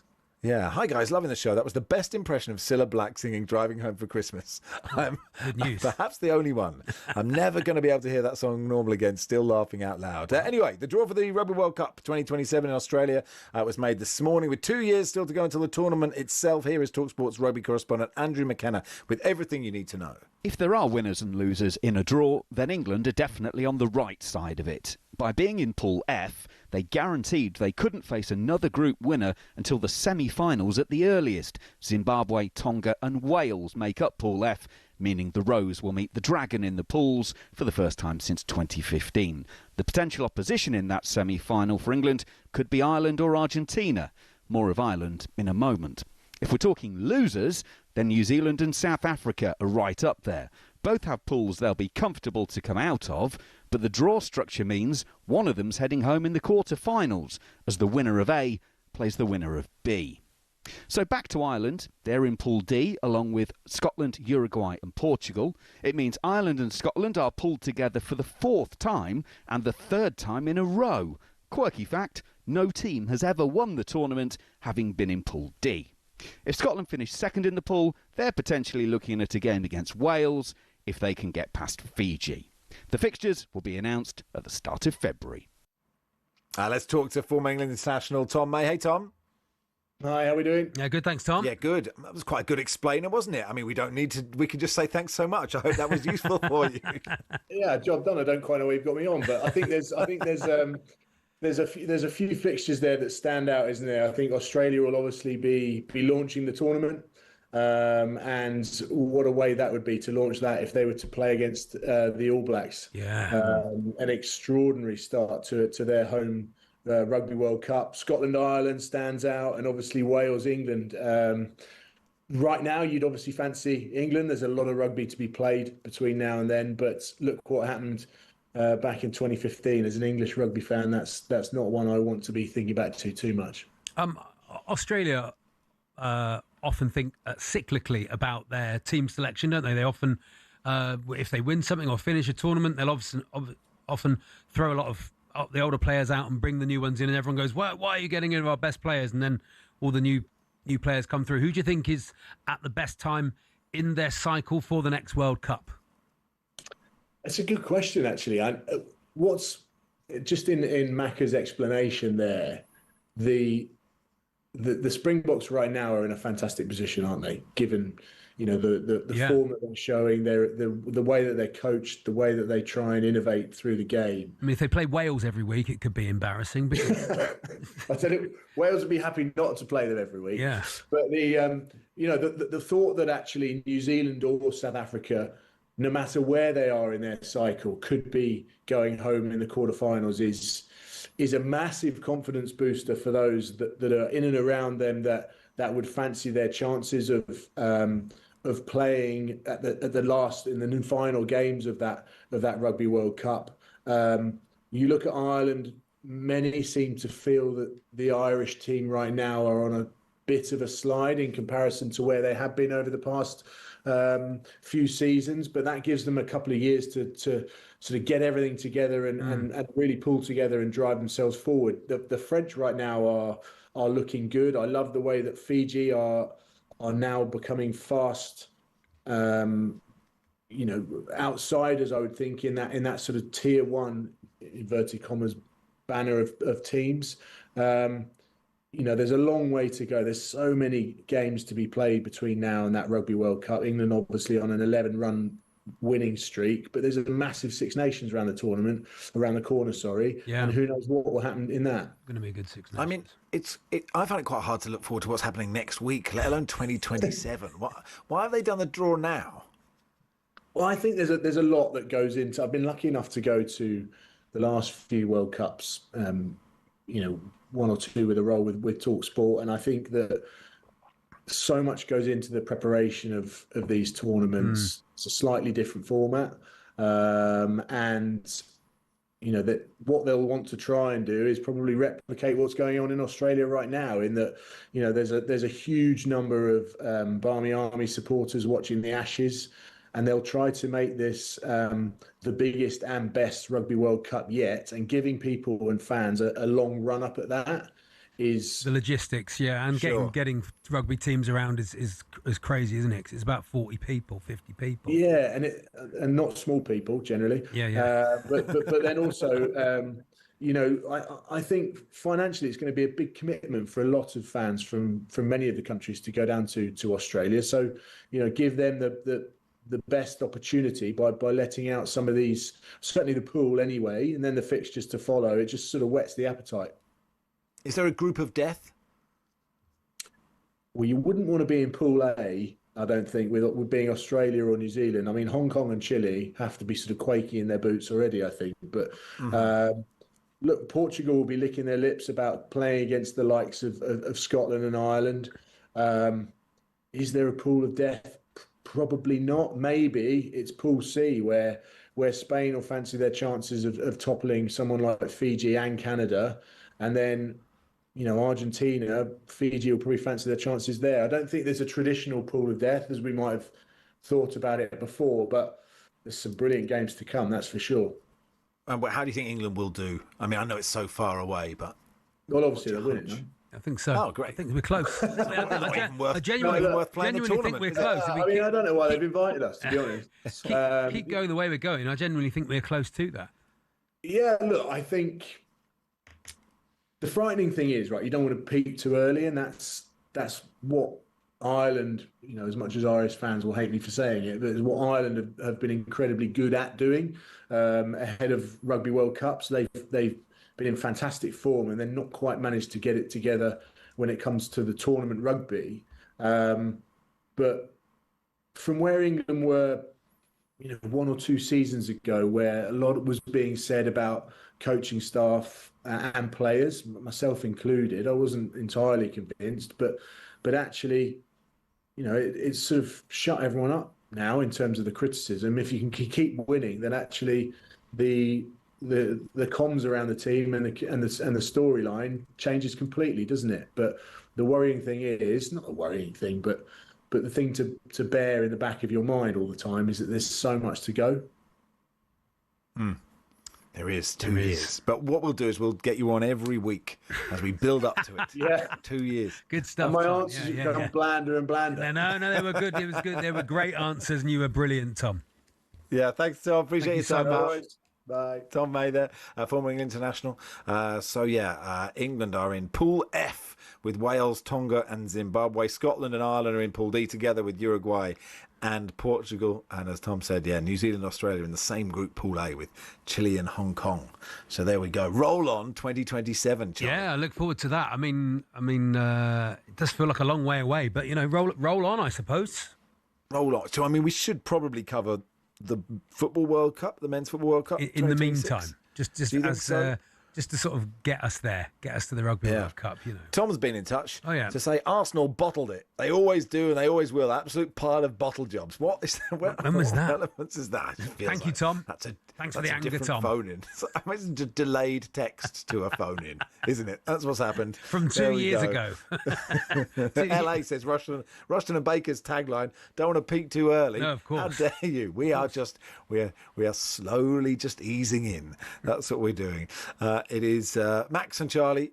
We are with you until 4. Muse Lover's been in touch to say I was born on the 27th of February, as my dad was. He has a list of passport-linked target men. Okay. Well, he's just put all the footballers born on his birthday, so he can have Callum Wilson, but you can't have John Joe Shelby because you don't get a linked.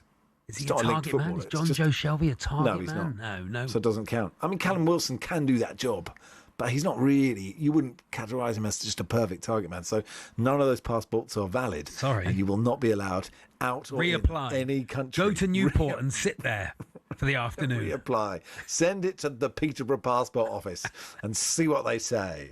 You're listening to Rushden Baker on talkSPORT in partnership with Toolstation. Get winter ready with heating and insulation essentials. Next stop, Toolstation.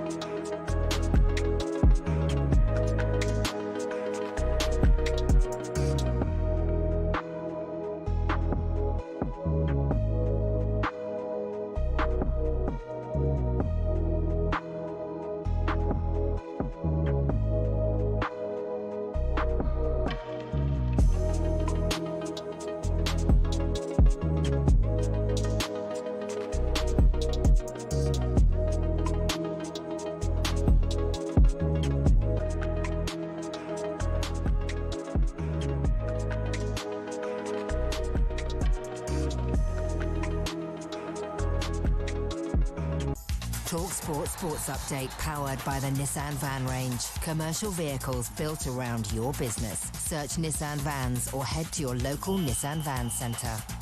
I'm Ben Fletcher. Good afternoon. City's title credentials are being questioned even more after their 4-goal collapse at Craven Cottage. Former Fulham midfielder Danny Murphy says you don't win Premier Leagues conceding goals at that rate, and talkSPORT's Simon Jordan concurs. It's a wonderful advertisement for football, and in an ideal world you do win Premier Leagues by being the best team, by scoring the most goals and ultimately being able to overcome your opposition. But we know that most teams are frugal, They can score goals, but they don't concede them. 9 more goals conceded than Arsenal so far. The Gunners host Brentford live on talkSPORT tonight. Elsewhere, they call it Yorkshire Grit versus Flash Cockney, with long-term rivals Leeds hosting Chelsea. Twice a league title winner at Elland Road, Eddie Grace told talkSPORT it's one of football's great ding-dongs. I mean, there was a lot of rivalry because it was a north-south thing as well, Jim, you know. I was coming through north and Chelsea for London, and we had a lot of great players at that time, as we did. And there was a lot of rivalry between both the sides, and we used to have some great battles. You can hear Leeds-Chelsea live and exclusively on the talkSPORT app, as well as the games at Brighton, Burnley and Wolves. It's 8th versus 6th, Liverpool versus Sunderland over on talkSPORT 2. Next, we've had the draw for the 2027 Rugby World Cup. Scotland will again face Ireland, while England are in with Wales. Hosts Australia face the All Blacks in their group. A High Court hearing took just 1 minute to wind up Rugby League Salford, relegated from the Super League last season after repeated late wages and a mass player exodus. Supporters and local businesses are said to be attempting an immediate resurrection as a Phoenix club. There's more at talksport.com. talkSPORT News. A 45-year-old male nursery worker has admitted 26 child sex offences, and Harry Dunn's case review reveals government failings after teenager motorcyclist death in 2019. There's more from the news team at past. And a look at the weather. Sunshine and showers this afternoon, feeling colder than in recent days.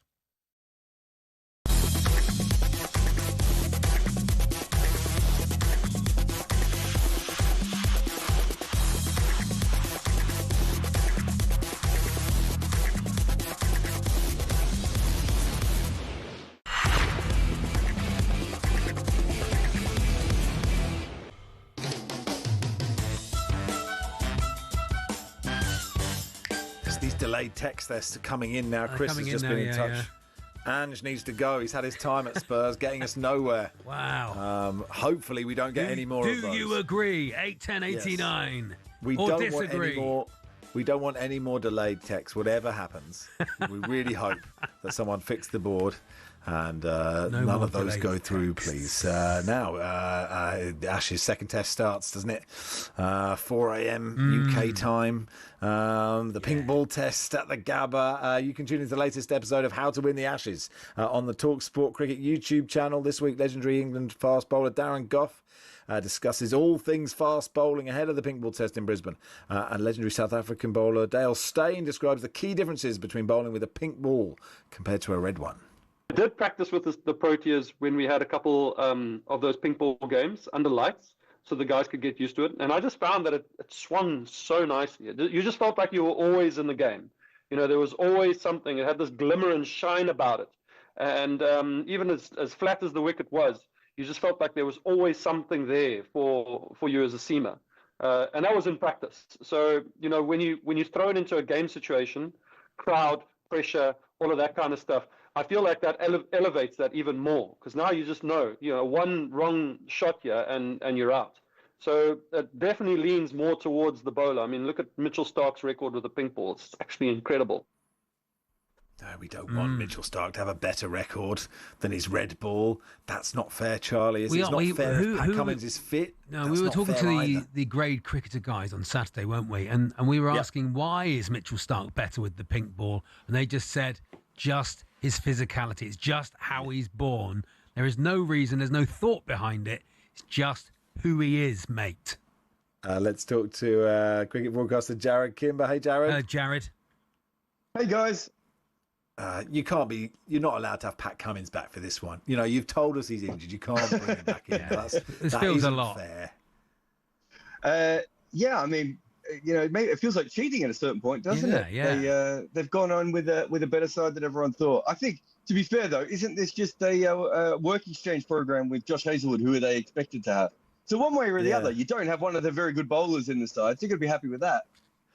Do you think he'll play? I mean, the Australia not announcing their team until the toss. This is quite fun, isn't it? To be fair, England's the only side in the world that wants to tell people like 2 days beforehand who's going to be in the side, which doesn't make any sense at all. I thought we had to do that. I thought that was part of it. That you had to do it. Of course not. You don't have to tell them until you hand over the piece of paper. England started doing it a couple of years ago because I think they realised that all the journalists would just burrowing around finding that information. They're like, we might as well just tell everyone. So like, yeah, well, if I was an opposition analyst, I'd be pretty happy with knowing who the team was before we got to the game. If you bat first, could it be like the Royal Rumble? You wouldn't actually announce it until a wicket's blown, and then the next batsman comes out, and you just don't know who it's going to be. That would be fun, wouldn't it? So can you give England fans some hope, or any hope, going into this Test match? They only have to play one game against the pink ball. How's that? Is that hope? But this is the game against the pink ball. So I want hope for this. I want hope for this Test game. match.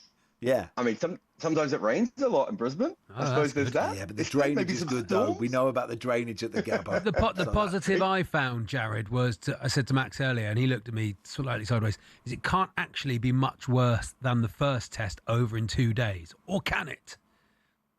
No, I think it'd be hard to lose quicker. So I'll give you that. Look, this is tough for England. If you want the positive is that I think they always knew this was going to be the hardest Test of the 5 to win, right?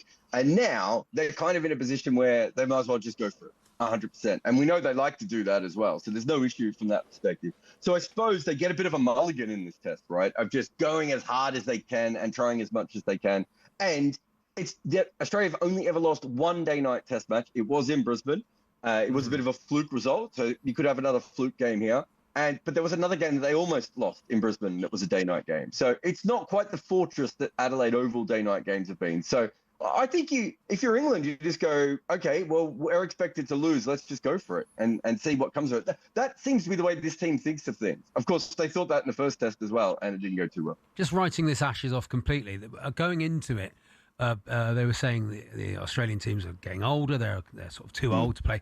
The next Ashes, have you got anyone any good, Jared, or can we look forward to that? That's a very, very good question, actually, because realistically, Australia is struggling to find younger players and has been for quite a while now. And, the next Ashes could be tricky for Australia. In fact, the next 2 or 3 might even be tricky. Yes. So, maybe Australia deserves to win this 5-0 to let England come back in the next year. Tell us about Will Jacks. What do you make of that selection? I think they spoke a lot about Shoaib Bashir, and they tried to believe in Shoaib Bashir, and they tried to sell us on him. But when it came down to it, I just think that he couldn't do the job that they needed. You only need about 20 to 25 overs of spin. You can get by with a part-timer like Will Jacks, and then Will Jacks helps them with the bat. Honestly, I think if Australia's bowling attack was fully fit, I'm not sure Nathan Lyon would have played either. These wickets, when do you even bowl a spinner? Like, the Test is over in 2 days. When are you even using a spinner? So if you're going to have someone in the lineup to be a spinner, they probably need to do something else. Will Jacks is obviously a very explosive player. If he makes 60 or 40 balls at one stage, it could swing, especially if these are short games, it could swing the entire Test. And we heard Dale Steyn talking about, the difference between the pink and the red ball. And it's obviously the difference about when you bowl and when you bat. And it sort of sounds a bit like, when they talk about sharks, like you don't want to bat at dusk. You don't want to swim at dusk. Is that it? Is dusk the time to not be in the middle? Yeah, basically, the pink ball is such a fascinating thing because they haven't spent much money on doing this is $1 billion idea, Test cricket at night, right? And yet we barely ever do it. And I think about $2 or $3 million has been invested in this. So not only dusk is very bad, but also at night, it is just harder to pick up the ball than daytime. There's more light in daytime. Right? We can't recreate the sun. We try, but we cannot recreate the sun. So if the ball's swinging at night, it's harder to play. You see that in one-day cricket as well. But the third thing that's really interesting about the pink ball is it's not as strong as the red ball because it has to be dyed. The red ball gets dyed. The pink ball is manufactured a little bit differently, and so it gets soft. So you get big parts of the game where no one can bat, right? As you said, dusk, sometimes late at night. Then you get other parts of the game where no one can take a wicket. So the pink ball Test matches are extreme. It's either lots and lots of runs or lots and lots of wickets, and sometimes it can flip between one and the other. And so if you're on the right side of some of that, you can be really lucky, or you can be like India a couple of years ago, who thought they were in a chance of winning a Test match and was suddenly bowled out for 36. Like that's how quick these things change with the pink ball. The thing is just not to be caught batting at night. Just don't be caught out by batting at night. Just try and time it. Yeah, basically what you want to do is you want to make sure that you've got 2 set batters when it gets to night time. So the players who are set don't have any problems adjusting to the light fading, right? Yeah, but if a new player comes out, right? They really struggle, and then another new player, and then next thing you know, you're just on a roll of losing wickets. That's the really tricky thing. Right, so it's actually, if you want a fun bit about it, it's actually harder to field than it is to bat. So if you talk to the fielders, they'll say sometimes, we have no idea. We know there was an edge, and we heard it whoosh, but we never saw it. Would it be fun to put an LED in the ball? An LED in the ball would be fun, wouldn't They've got them in the bails now. If we've got light up bails, light up ball would be fun, wouldn't it? Do you think, Jared, that Ben Stokes? And actually, I think it was interesting that he came out and he spoke to the press and sort of talked about, well, maybe we can see the reasons about Canberra, and it was quite a bit self-reflective. I think the thing that I haven't heard spoken about enough is the difference between how England bowled in the first innings and the second innings. We know the batting was a nightmare and wafting outside off stump to balls you don't need to play at.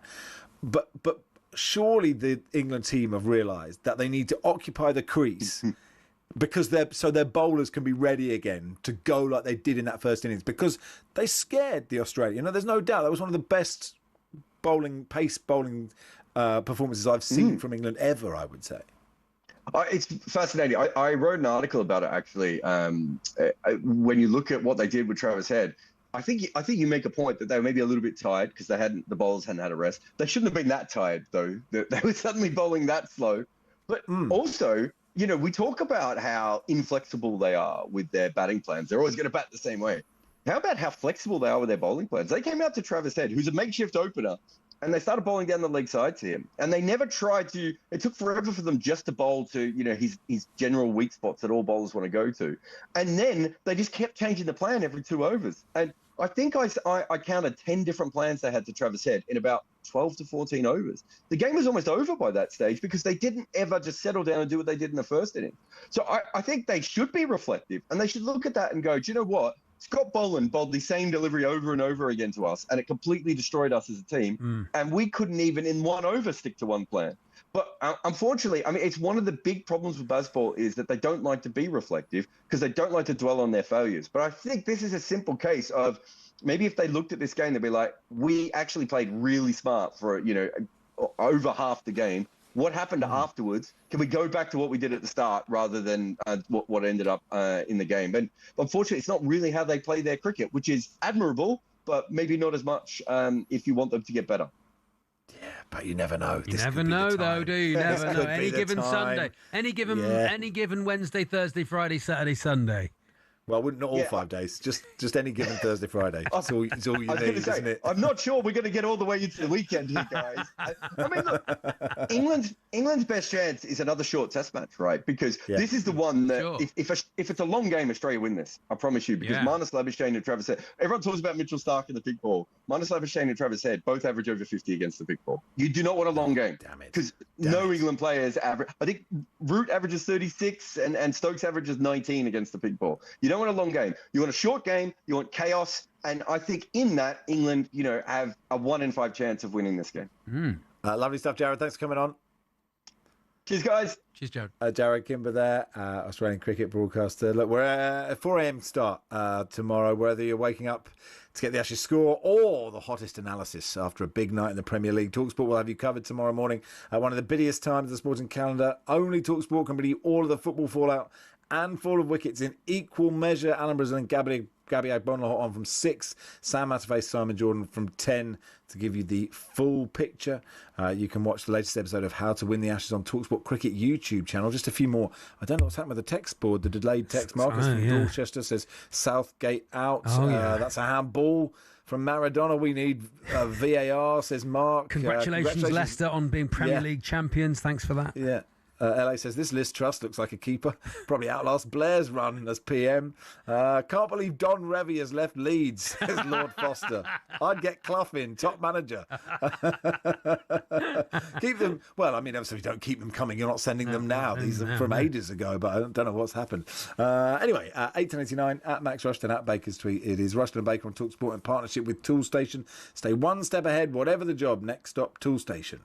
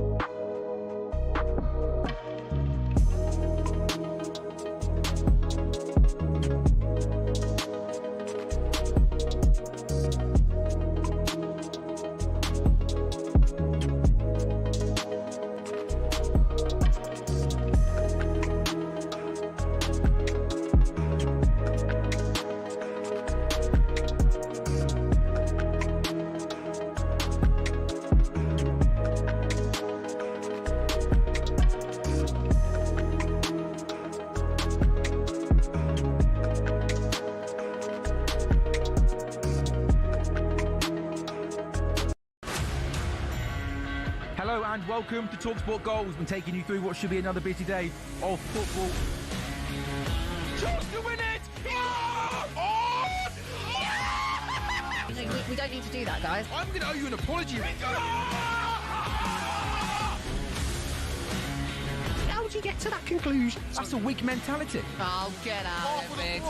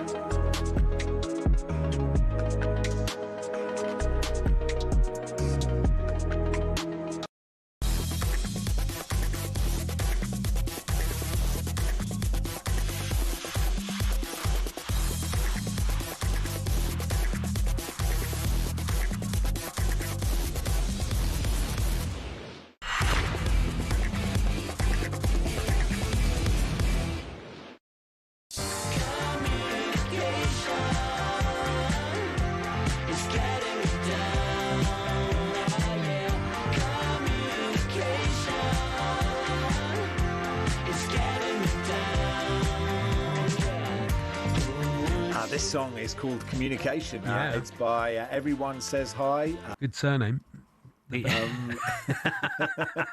Nominative that song is about. Yeah, that song is just about us all doom scrolling, isn't it? And just how basically grim life has become by just staring at our phones and walking into people. Yeah, there's a line that says the miracle is there's a miracle is happening and nobody noticed. I just thought, yeah, it's a bit like that. You know, you could be on the bus and anything could be happening, but no one's spotted it. Difficult to be creative, isn't it? It's difficult to be a creative person who lives off their brain and their creativity. When you're trying to make things, pull things out of the air, pull things out of the sky, and you are constantly contactable. I learnt this new phrase called monk mode. Have you heard of this? No. Monk mode. no. It's where you ditch your phone and you go monk mode. I haven't done it yet. I'm gonna go monk some mode. people have like lock boxes now at night. Yeah. Because you just shove it under your pillow and then you wake up at 2 a.m. and check Instagram for no reason. No, I mean, it is.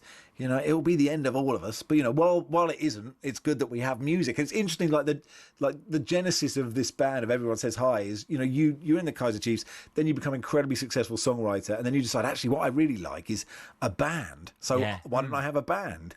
It was totally I mean, not incredibly successful, but I'll go with it. But I was definitely, the band thing for me. I've been in a band since I was lit. I think I started being in a band with Simon from the Kaiser Chiefs when we were 11. Maybe it was just like me, him, and his dad. And it was called. Wow.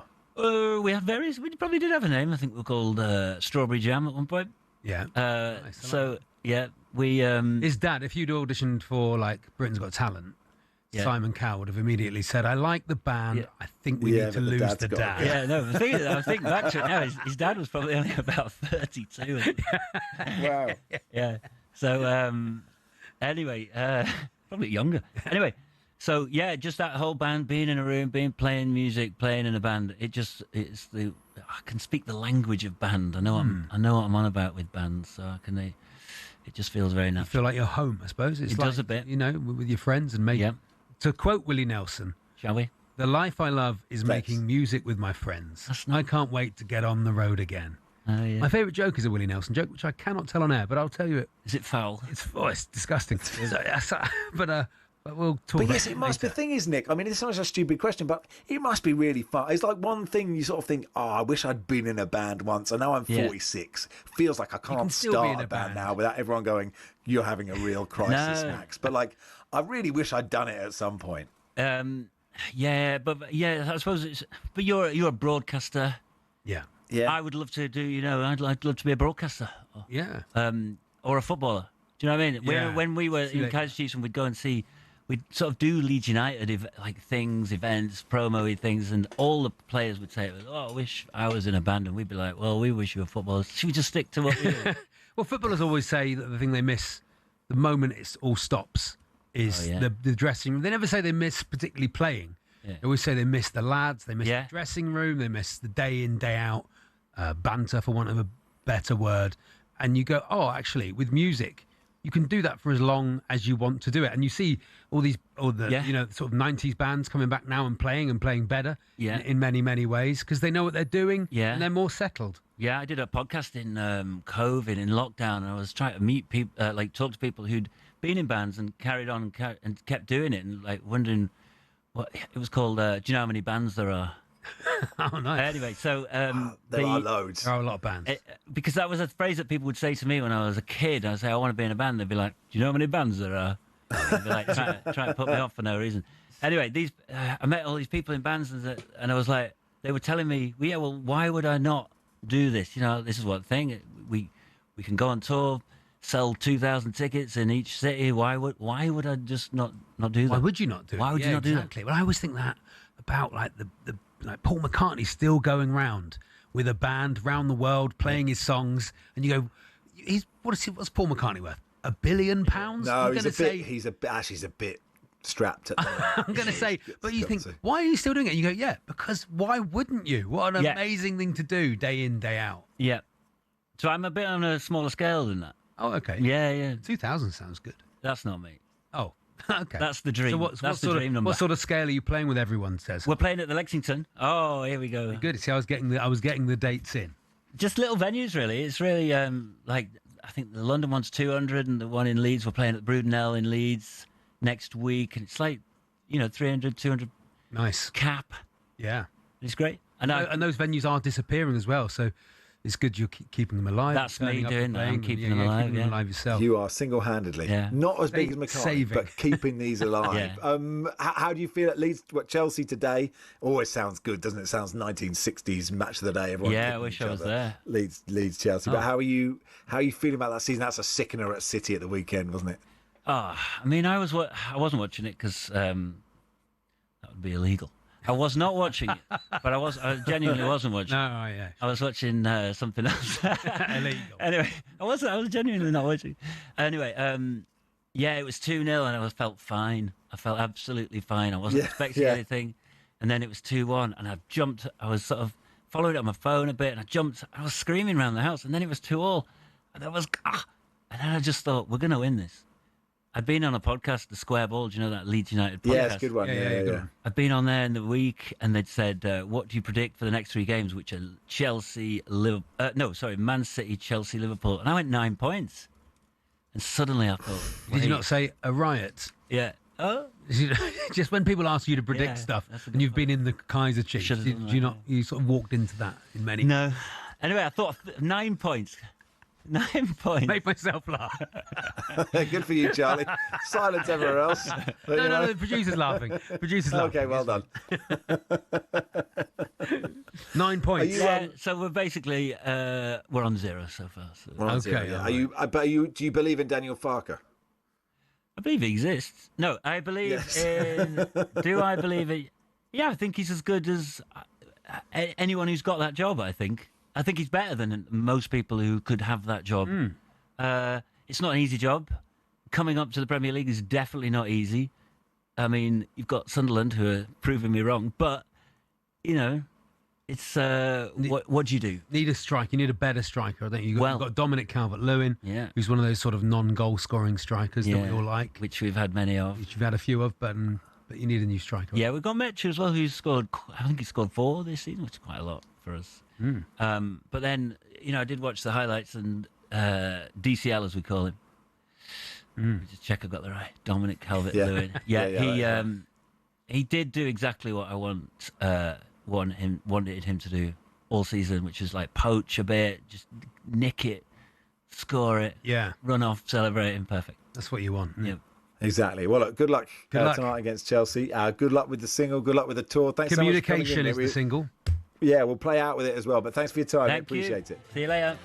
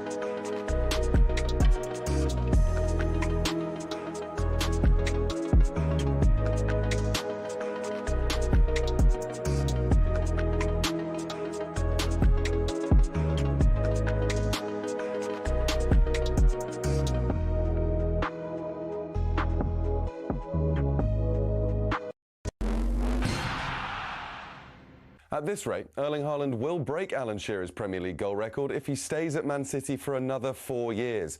Haaland scored 113 fewer games, but Simon Jordan thinks comparisons are unfair. Shearer only played in a Blackburn side that was for a period of time elite. He played in a brand of football where it wasn't accepted for the top players to be scoring the amount of goals that they seem to be scoring, whether it's Lewandowski, whether it's Harry Kane. Meanwhile, after Man City almost let a 4-goal lead slip at Fulham, Danny Murphy says Guardiola's side are unlikely to win the league, conceding so many.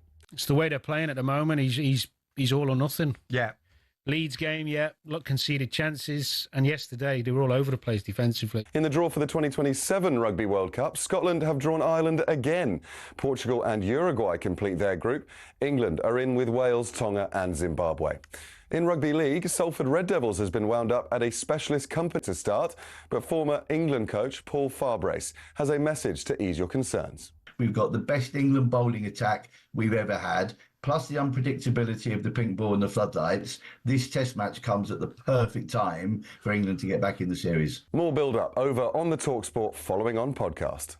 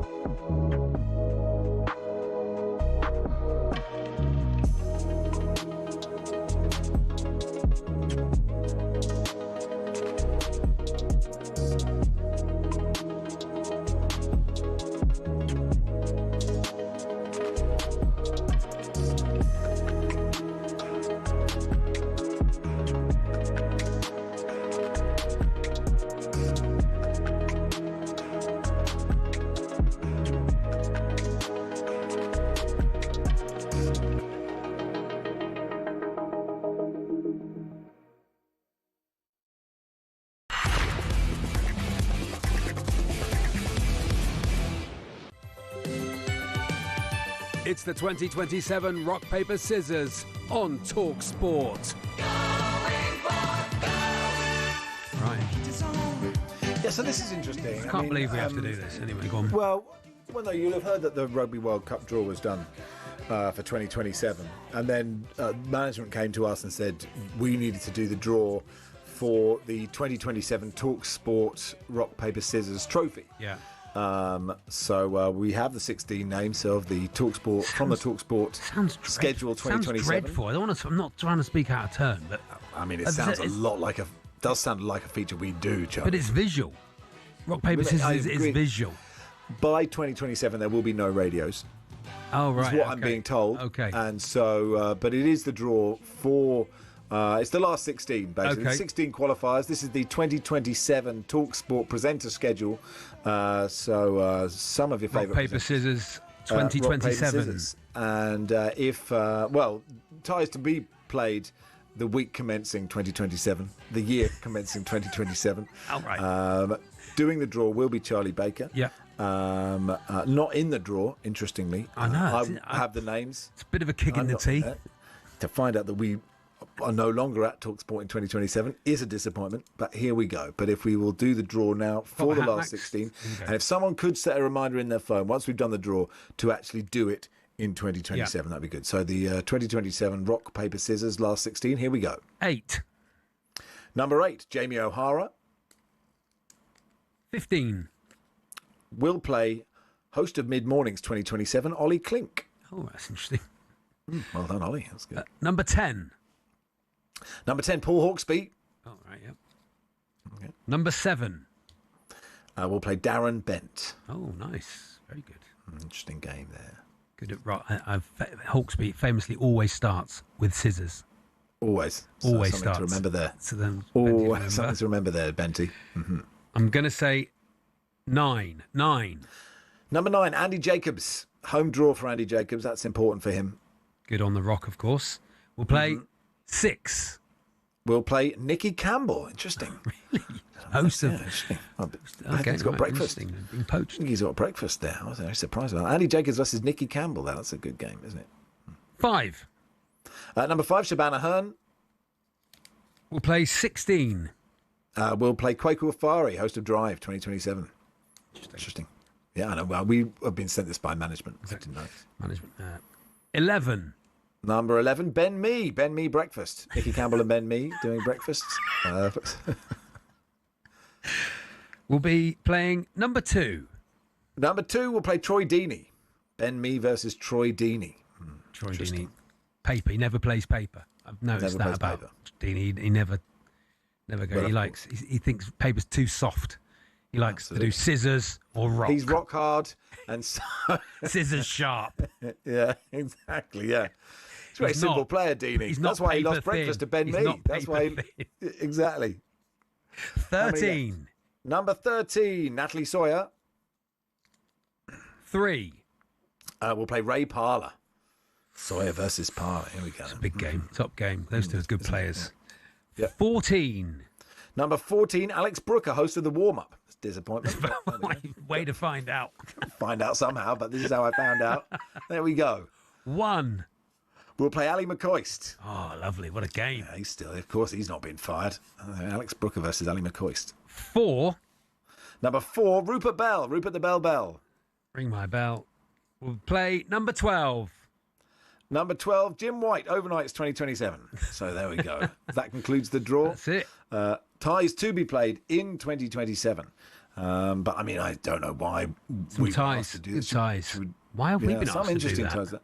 But if somebody could just set a reminder in their phone, I can just revise. Paul Hawksby. So here is the draw in full. Jamie O'Hara versus Ollie Klink. Paul Hawksby versus Darren Bent. Andy Jacobs versus Nicky Campbell. Shabana Hearn versus Kwaku Afari. Ben Mee versus Troy Deeney. Natalie Sawyer, Ray Parler. Alex Brooker versus Ali McCoist. And Rupert Bell versus Jim White. You have to say roll on me 2027. Me versus Deeney is the tie of the round for me there. Ben Mee versus Troy Deeney. And welcome Nicky Campbell to talkSPORT. Yeah, welcome Nicky. Move there, isn't it? There's a few more delayed texts coming in. That's nice. Troutman looks hurt. We really need to bring in substitutions, says this one. This is I think my favourite is a text that just says, just invented the wheel. There we go. Majestic's been in touch. Yes. Which is nice. How me and Alan Pardew are not in the last 16 is disgraceful. Both have got huge rock, paper, scissors backgrounds. That is true.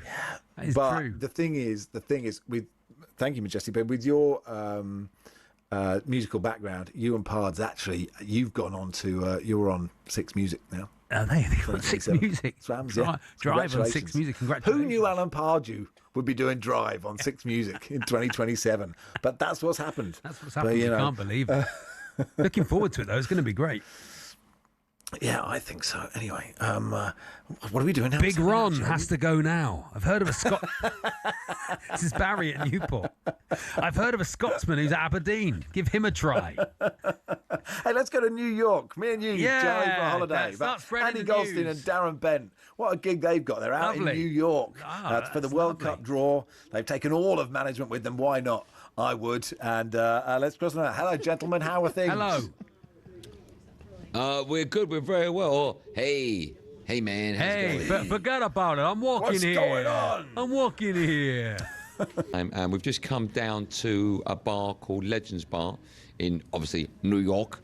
And we're doing our first show out of the studio, actually. So Monday and Tuesday, we're in the studio. Today, we are mixing with the Great Unwashed. So if you are in the area and you want to come down to Legends Bar, come check us out. You can. I mean, I don't know if you guys can see us. We certainly can't. I can see you. Yeah, I can see you. The bar is fantastic. We've got lots of famous shirts behind us, and there's a Darren Bent shirt hanging up as well. Nice. Well, it says Bent. It might be Marcus Bent. But we're good. We wined and dined with James Corden. Just picked that name up last night. We went to see him on Broadway in a 3-man show called Art. That's a great play. Yeah, fun. it's a great play. Yeah, really good. And then we've got a tight schedule. So after here, we are literally going straight to the station. We get a train, 3.5-hour train, first class, obviously, to Washington, and then we get him ready for the draw, which is live on talkSPORT on Friday and Thursday and Friday. We do our shows from Washington. It's been what day is today? Wednesday. It's been a whirlwind of a week. I mean, listen, we've really enjoyed it, haven't we, Benty? Benty, by the way, Benty didn't come out yesterday because he went to play paddle, and if you can see, he's sporting his brand new tracksuit that he bought last night. He went to paddle instead of a Broadway show. Correct. Listen, nothing against James Corden. I love him. I've met him a few times. A really, really nice guy. But one of my best friends moved over to New York, so I spent yesterday with him after the show, and then went and played paddle. So it's the only right thing to do, isn't it? What would you do? Childhood friend, real James friends. Corden. It's tough, but real friends, Benty. Real friends. Absolutely very right. nice. Yeah. And for the draw, where will you be for the draw, gents? We'll be in Washington. So the draw is taking place in a certain venue, and we are Kennedy slap Centre. bang next to it. So there's a lot of big names obviously going to the World Cup draw, as you would imagine, including R9. And we're hoping that when we get to Washington between tonight and Friday night when we leave, because it's all quite convoluted there, it's all busy and there's lots of big names there, but not a lot of places to go. And Washington's not necessarily a big part of America, so I would imagine we'll be rubbing shoulders with a lot of the big names, and we're hoping at some stage to run into R9. I think Benty will explode if that would happen. That'd be amazing. I'd absolutely love that. But, he's the one that you want. Does he R9. play I mean, listen, paddle, we'll take Benty? anyone, but- Does R9 play paddle? Well, honestly, if we get to interview him, that's going to be the first question I ask him. Do you fancy a game of paddle? If you're ever in London, Bermondsey, if you know where that That'd is, be your do you friend. fancy a game of paddle? See if the village people play. You could play all 5 of them. 5 in the village people, because they're performing, aren't they? As well as Robbie Williams and Nicole Scherzer. Your mate Goldstein, your mate Andy's Robbie Williams, isn't he? Are you going to get him on? Well, we are meeting up with Robbie actually tomorrow night. Yeah, Bob's going to come out for a non-alcoholic drink with us. He doesn't drink, we obviously do, so we'll drink for him. But yeah, so Bobby will be in town as well. So listen, they're all mixing with us. That's how we look at it. It's not us mixing with them. They're lucky enough to spend an afternoon or an evening with me and Benty.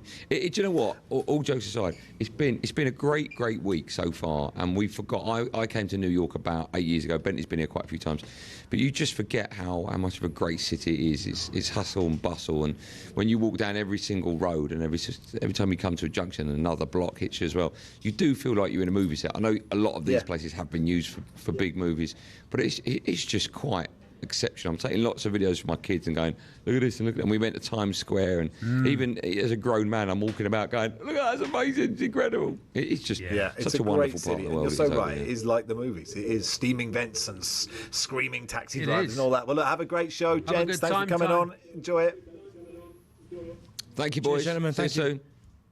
Andy Goldstein there, Darren Bent. We drive from 4. Gary, a Brentford fan. It's another delayed one. WG Grace. Is he all that? Brian Clough to Forest, no thanks. He'll never do anything. Derby reject. There we are. Lovely. 8:10:89. I mean, we'll hopefully get that fixed by drive. Otherwise, they'll get very confused with these text messages. But Harry Simi, broadcaster, Arsenal fan, will join us. We'll look ahead to Arsenal and maybe some of the other Premier League games tonight in a sec.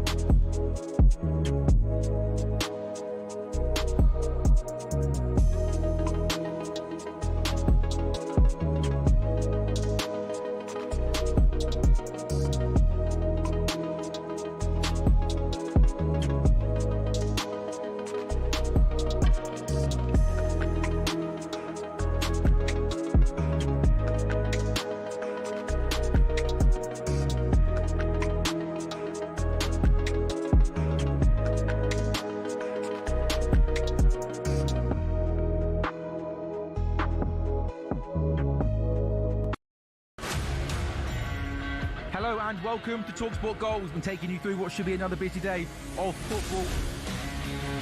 Chance to win it! We don't need to do that, guys. I'm going to owe you an apology. How would you get to that conclusion? That's a weak mentality. Oh, get out of it, Biggs.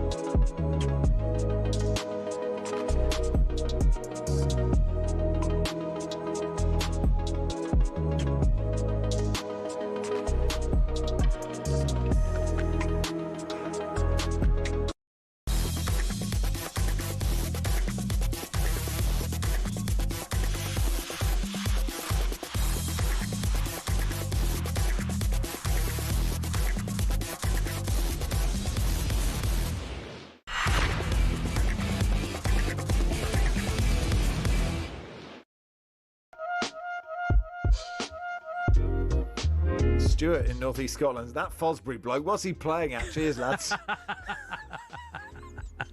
Fosbury. Sending a monkey into space, how ridiculous. What next? A man walking on the moon? Do me a favour. The world's gone mad. I totally agree with Alan Hansen. You won't win anything with kids. Fergie has lost the plot. talkSPORT is very delayed. Hopefully they'll fix it by 4. Anyway, let's look ahead to today's Arsenal game with Harry Seamew, broadcaster and Arsenal fan. Harry, how are you? Always nice to chat. I'm good, guys. How are you? Thanks for having me. You're welcome. Yeah, no, total pleasure. Brentford at home feels like one of those games that Arsenal just win 2-0 without really anyone noticing. Well, I hope you're absolutely right, and that's exactly how it goes, because I think Arsenal could do with that, the 3 points and a night that's just not too taxing, because obviously it's been a huge week for Arsenal. There was the North London derby, the Bayern Munich game, sandwiched in between the derby and the trip to Chelsea. And I think you just saw signs at the weekend of Arsenal just looking a little bit below the level that we've come to expect from them. And that was down to a number of reasons, certain players missing, maybe some of those that have been sort of heavily relied upon during that period, just running out of gas when it kind of really matters. So, yeah, if it's one of those games where Arsenal don't have to kind of raise it above third gear and manage to get through it with all 3 points, then I think everybody around Arsenal will be pretty pleased with that. Yeah, how confident are you feeling? You must be going into City look a bit ropey, don't they, if they win? And, I mean, I don't know. You must not. Obviously, what I've sensed from Arsenal fans is just a real kind of Arteta seems measured, the fans seem measured. Everyone's just going, it is get over the line season. It feels like it's all just falling into place. Even like a draw, a point at Chelsea is good, a point at Sunderland is good. Like everything is good. Yeah, I think you're right. I think this season across the board, you get that feeling, whether it's with the coach or the fans or the players, you get the feeling that everybody's a little bit more comfortable in their own skin. Everybody knows that this team have been close before. They know that what they did in the summer should put them in a position where they can finally get over the line. And it's just about simply worrying about ourselves, because, you look at Manchester City and they've driven me crazy in the last couple of games, because it looked like they were going to drop points against Leeds, only for them to kind of snatch the victory in the 91st minute. And then last night, they almost threw away an incredible lead at Fulham. But ultimately, they're two games that you would have looked at and said Man City are going to take maximum points from. But it's that little bit of sort of hope that they dangle in front of you, I think, that drives you mad as a fan. But as you say, within the club, within the dressing room, it feels like everybody's a lot more measured and confident. And ultimately, you look at it at the moment, and Arsenal are better than Man City. Arsenal are better than Liverpool at this moment in time. They're better than Chelsea, I would say, as well, in terms of the bigger picture. And so it's just about not defeating ourselves kind of thing. And I think that's where that kind of relaxed feeling comes from. David Raya seems to me to have got springier. Am I wrong in thinking this? I think it was the Richarlison goal that went in over his head. He jumped so high for that ball. And there was one at the weekend. He jumped so high. Observation. He was so springy. Charlie Baker I think he's got. This is what I'm here for. He has got springier. Am I dreaming this? I'd be lying if I said I've been measuring how high he's been jumping, but he certainly looks more agile and better, than he did when he first arrived at Arsenal. I think springier. When he first came in, springier probably helps, I suppose. But I think when he first came in at Arsenal, there were questions around him, in part because his early performances weren't amazing, I didn't think, but also in part because so many Arsenal fans had warmed to Aaron Ramsdale. It was almost like this betrayal. That's how people felt. It was like Mikel Arteta had betrayed Aaron Ramsdale, brought this other goalkeeper in. None of the fans wanted to see the change happen, but over time, my God, has Mikel Arteta been proven right on that? No disrespect to Aaron Ramsdale, but David Raya's taken the goalkeeping department at Arsenal to a whole new level. His distribution's incredible. He makes important saves. He's dominant from set pieces, generally speaking. I think he made a couple of minor mistakes at Chelsea at the weekend, but generally speaking, I think he's in a really good place season, right now. Yeah. And he's that point at Chelsea, I know you're playing against 10 men. I don't know, actually, do you come away from that? Because you play against 10 men for a long time, and I guess Chelsea have quite a lot of are quite used to playing with 10 men. They know how to do it. And you sort of instantly think when a player gets sent off, oh, we're going to win this game. And so to come away without a win, you might be like, oh, that's a bit annoying. But, considering you're missing Saliba and Gabriel, right, it just shows that depth. Yeah, it does. I mean, the day after the game when I sat down to record a podcast, my response was, I don't know how to feel about this, because on the one hand, as you say, you play 10 men, you feel like you should go out and make that count. But then you think about the circumstances, you think about the week that was coming at the end of, you think about the fact that there was no Saliba or Gabriel, as you've mentioned, that there was no Leandro Trossard on the left, who has been one of Arsenal's better players in recent times. And I think actually his absence went under the radar. The yellow cards that Arsenal picked up, and I'm not blaming that on anyone else, that's obviously our own fault, but they just kind of hindered us in terms of being as aggressive as I think we wanted to be. And that allowed Chelsea, who, credit to them, they competed brilliantly before and after the red card. You have to give them their flowers. I thought they were excellent on the day. But the fact that they were so good and not able to beat us, I think is something that, now that the dust has settled, you can take a lot of encouragement from. There's a lot's been said about Arsenal having two players for every position. Do you think you'll go into the transfer window at all? Do you think you'll see anyone going out the other way? I'd be surprised if Arsenal go into the transfer window, to be honest, given how much they invested in the summer.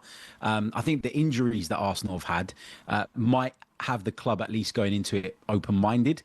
And again, it's not because we don't have enough players, it's because so many of them are picking up injuries at this moment in time. And that's the one thing so far this season that's worried me. Why is this happening to us? I know it's a problem across the board, but it feels like at Arsenal, maybe it's because I'm an Arsenal fan and I pay more attention to it, but it feels like it's happening way too frequently. So that's the only way I can see Arsenal going into the market, is if they feel short off the back of injuries. In terms of players going out, there's been some rumours. We've seen Ethan Nwaneri linked with a move away because he's not playing a great deal at the moment. Miles Lewis-Skelly as well. But I can't see any of them leaving. I can't see a player of that age who's still got plenty of time ahead of him leaving their club in a season that could potentially be historic. I just don't see it. Good stuff, Harry. Enjoy the game. Thanks, Harry. Thanks for having me, guys. Cheers. Harry Simi there. All 6 games: Arsenal, Brentford, Brighton, Villa, Burnley, Palace, Wolves, Forest, Liverpool, Sunderland, Leeds, Chelsea. You can hear them all on talkSPORT or the talkSPORT app. Thank you, Charlie. Thank you, Max. That show was amazing. Oh, what a show. Brilliant. What a show. Andy Goldstein, Darren Bent, live from New York next.